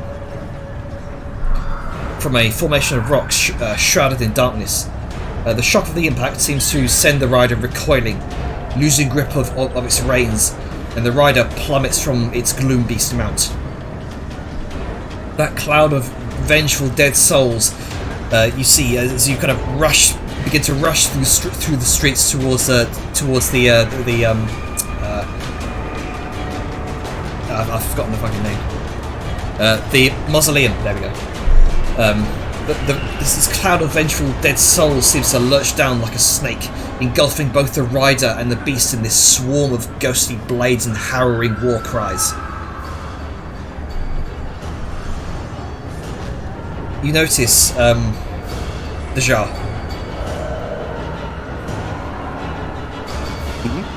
Oh, Sal and Vellum went with Angus. Right, my bad. Yeah, the squish went with the walking wall of meat and metal that can fly. Okay. I mean, tell me I'm wrong. Sayan, as you, Vellum, and Angus are darting through the streets, you could see emerging, rushing from all the various hovels and stone houses. You can see you're being backed by a swarm of about 20, 30 odd spectral dwarven warriors. Some of them are skeletal in nature, risen bones. Sayun, you notice a figure above, leaping from rooftop to rooftop with unparalleled agility, and it's keeping pace. Can I see some defining traits of this shadowy figure? Perception check. Are you really asking me? Yes.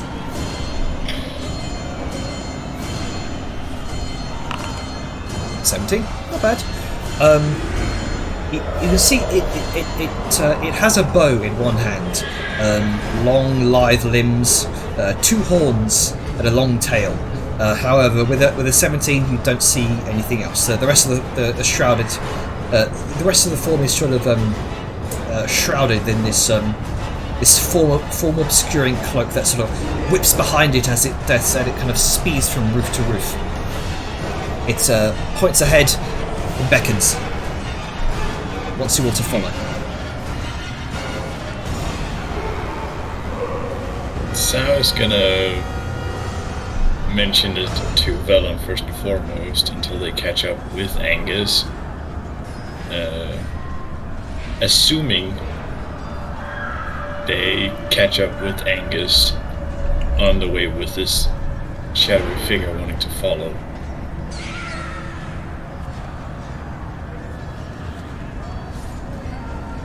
There is a lot going on. If not against us, so I'm not going to worry too much about it. Just get to Angus. This might be the same one that helped us before. Oh, yeah, by the way, someone else has been shooting at Dragonborns. Nature arrows, I believe. Right, well, let's just leave them to it then, I guess, and if they want to make themselves known, they will. Yeah. Right, let's catch up to the walking oven. Alright. Believe me, I'm trying. You follow the figure ahead, kind of leaps up rock formations, bounds through archways and over bridges. You notice, Soane, it's ahead of you. It's always just out of sight. As soon as you turn a corner, it disappears around another corner. And as you follow it, occasionally, as well as it looks like the caved-in skulls of Dragonborn warriors, very much Angus's trademark carnage. You do see him sort of surrounded by a number of Dragonborn guards. However, there is this flicker out of the corner of your eyes, and this enormous dark shadow comprised of multiple other shadowy figures seems to sweep by Angus, engulfing all of the Dragonborn in one. And like a sweeping tide, it carries them off down the streets, shrieking, leaving Angus unharmed.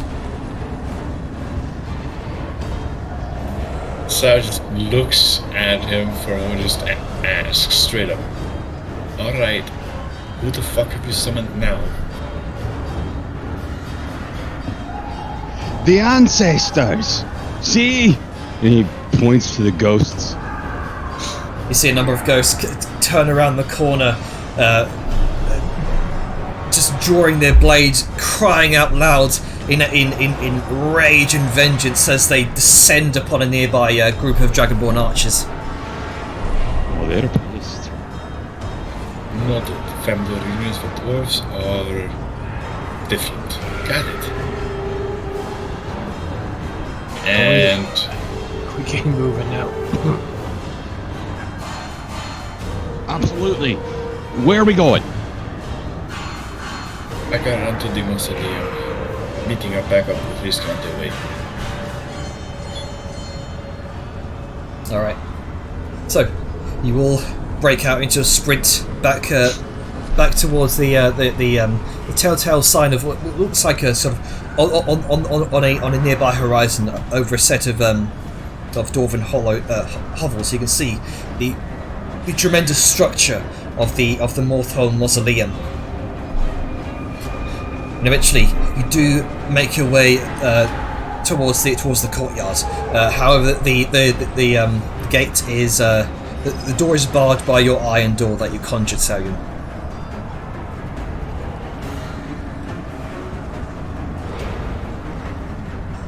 I mean, what the fuck do you want me to do? It's your door. Do you have a key? Oh, wait, it's Like- barred, so it's just got a bar in the way. We just lift the bar, I guess.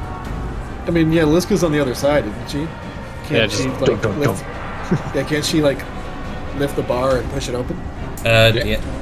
You kind of Salyun kind of boom, boom, boom on the other side of the door, and Liska, you lift open. Reasons! I'm just kidding.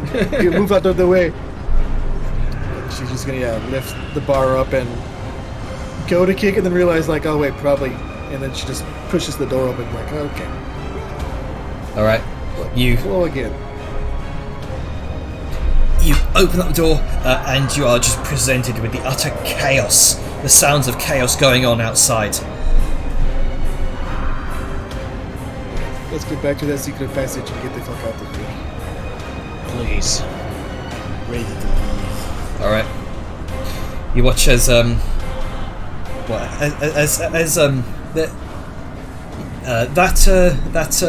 one singular gloom beast whose rider you did manage to kill, Warden Calax, seems to perching on the edge of a nearby hovel, and gives a shriek as it watches all of you file out one by one. However, you notice off to the side there is a veritable wave of white mist seems to engulf the entirety of the gloom beast, and again it is swept away. Salyun, you can see amidst the mist this flurry of axe blows and pikes and spears, angry cries, and with that, and using that as an opportunity, you sprint your way back to that entrance to Morthholm that you discovered. You turn, barreling your way down the streets. You turn left, then right. Sayum, you notice a Dragonborn archer appear over the ledge of a nearby rooftop, and he pulls back an arrow aimed towards Liska. I'm gonna shoot him. All right. Now hand me a target. This Sweet. The impact, he takes the impact straight in the side of the shoulder. He stumbles back and he begins to knock another arrow. However, he then dodges out of the way of another oncoming arrow that seemingly originates from out of view. And he kind of looks back and then notices something behind him. He turns and is just immediately engulfed by a whirling vortex of vengeful, shrieking mist, and in a matter of seconds, he seems to rapidly age and withers. Barely letting out this guttural scream before the skin and scales are pulled back taut over his skeleton, and the limp body lands with a dry clatter on the ground ahead. So I just, as they're running, just looks back to Angus, just... Alright, noted.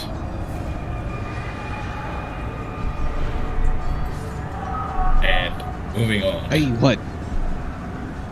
So I just, as they pass the now skeletal corpse, just gestures. Oh.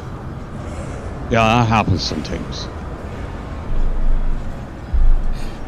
So you once more begin to see that silhouette, that shape, leaping from rooftop to rooftop to rooftop ahead of you. It's, again, pointing ahead of you as it draws its bow, shoots off at something in the distance, and kind of as soon as you turn the corner, occasionally you see the fresh aftermath of its wake. Dead Dragonborn guard peppered with arrows kind of slumped in the middle of the street or an alleyway somewhere. Then the shadow kind of disappears off into the distance once more.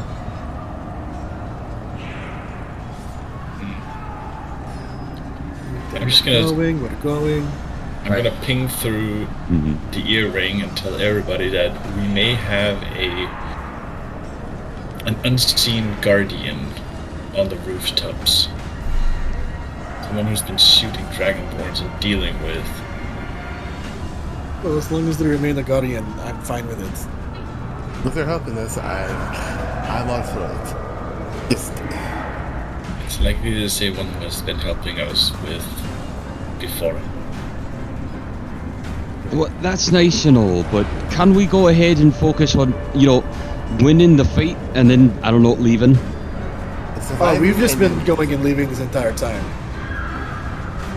Oh, I wanted to win some too. I mean, we have been winning. It's like, okay, Charlie, you've been winning this entire time. No, you're right. Angus, your ancestors are winning the battle for us. Let's leave. There's a tremendous roar behind you, and up ahead you can see what looks like a row of Dragonborn knights and guards, seemingly firing this defensive line, and behind you, flanking all of your allies, the scouts behind you, is this veritable wave of dwarven spearmen, and they begin to charge forward.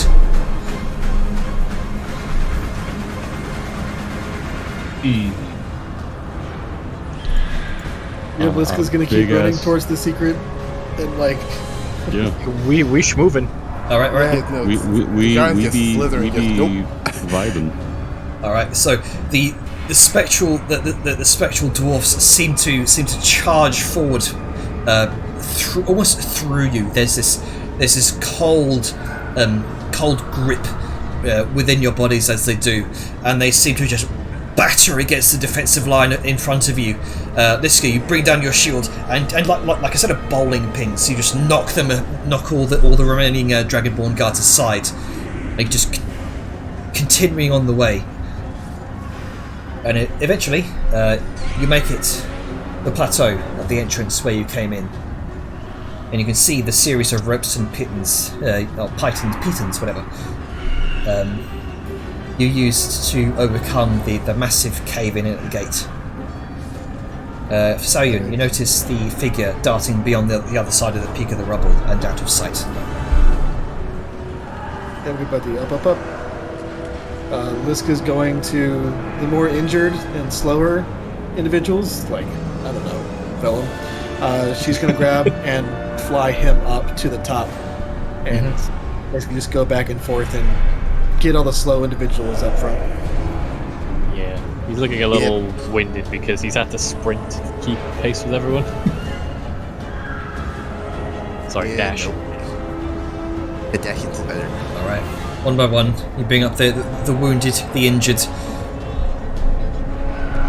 You continue back the way you came.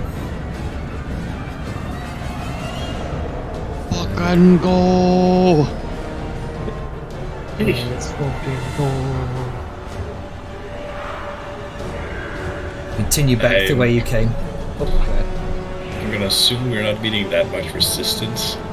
The dwarven spirits seem to be dealing with much of the problem, but at this point the sounds of combat are dying. They are slowly sort of coming to a rest. What's with the flashes? Because spooky things are happening. Yeah, that'll be a leftover from when you first saw the ritual. You know who else is left over? Hobart. Well, it can't be the ghost of Fro, but you just see him parallel, like, through some windows, like, during all the chaos. Like, he And just then he's randomly gone. disappears, like, oh, he died. Like, he will live on in our hearts. Oh, hello. Just walks, like, between two people fighting. Excuse me, hello. Fucking Hobart. Alright. Enjoy.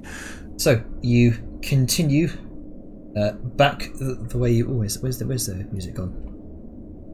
No, it's still here. Yeah, it's intense combat music. Dun, dun, dun, dun, dun, dun, dun, dun,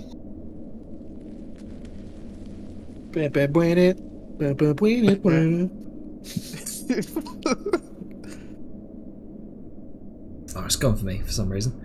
God damn it! Hang on. I'll do this God dang it. for the stream. Oh, Okay, Bobby. Whoa! Your side escape is messed up, Bobby. Time escape done. Shut the bed.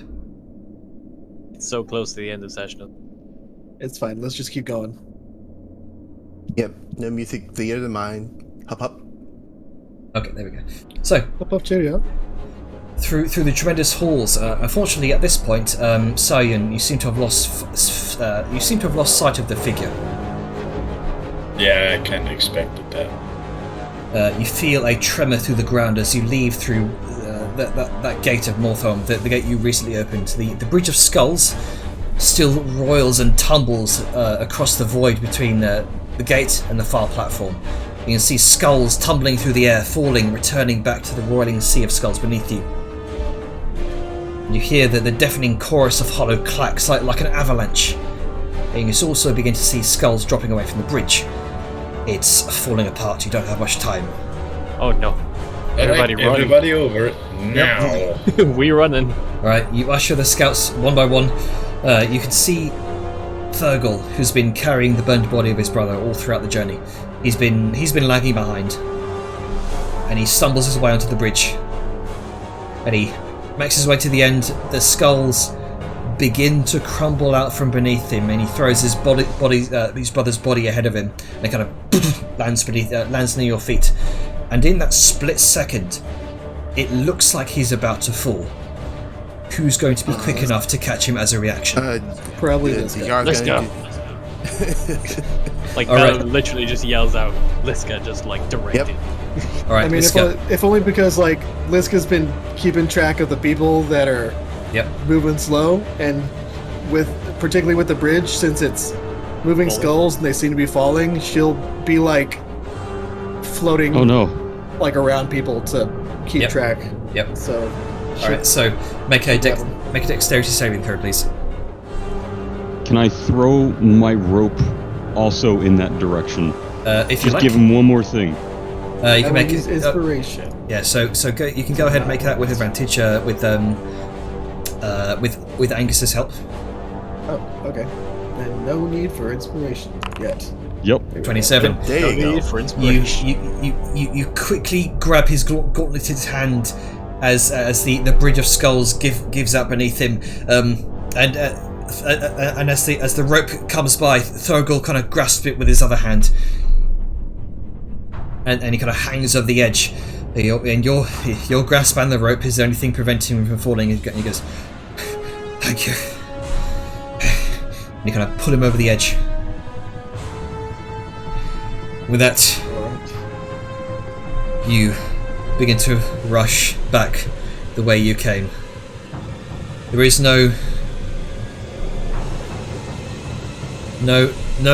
risen skeletons from the prior traps to greet you, as their focus is elsewhere.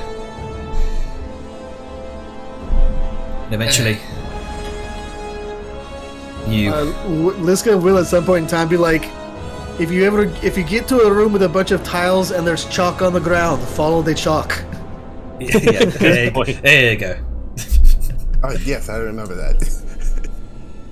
And with it, that is exactly what they do. And eventually, Thank goodness. Glad somebody remembered. Because I certainly didn't. yeah. I have a story about Hey, something like forgot. that I can tell you after the session. So eventually, you make your way out of the temple, back into the fetid bog of the Morbog. And with that, we will end the session there. Fucking did it, boys. We're out of Mortal. PG. Now to instantly make a wisdom save because there's blue flames out here. I'm going to stop recording. 3, 2, 1, boop.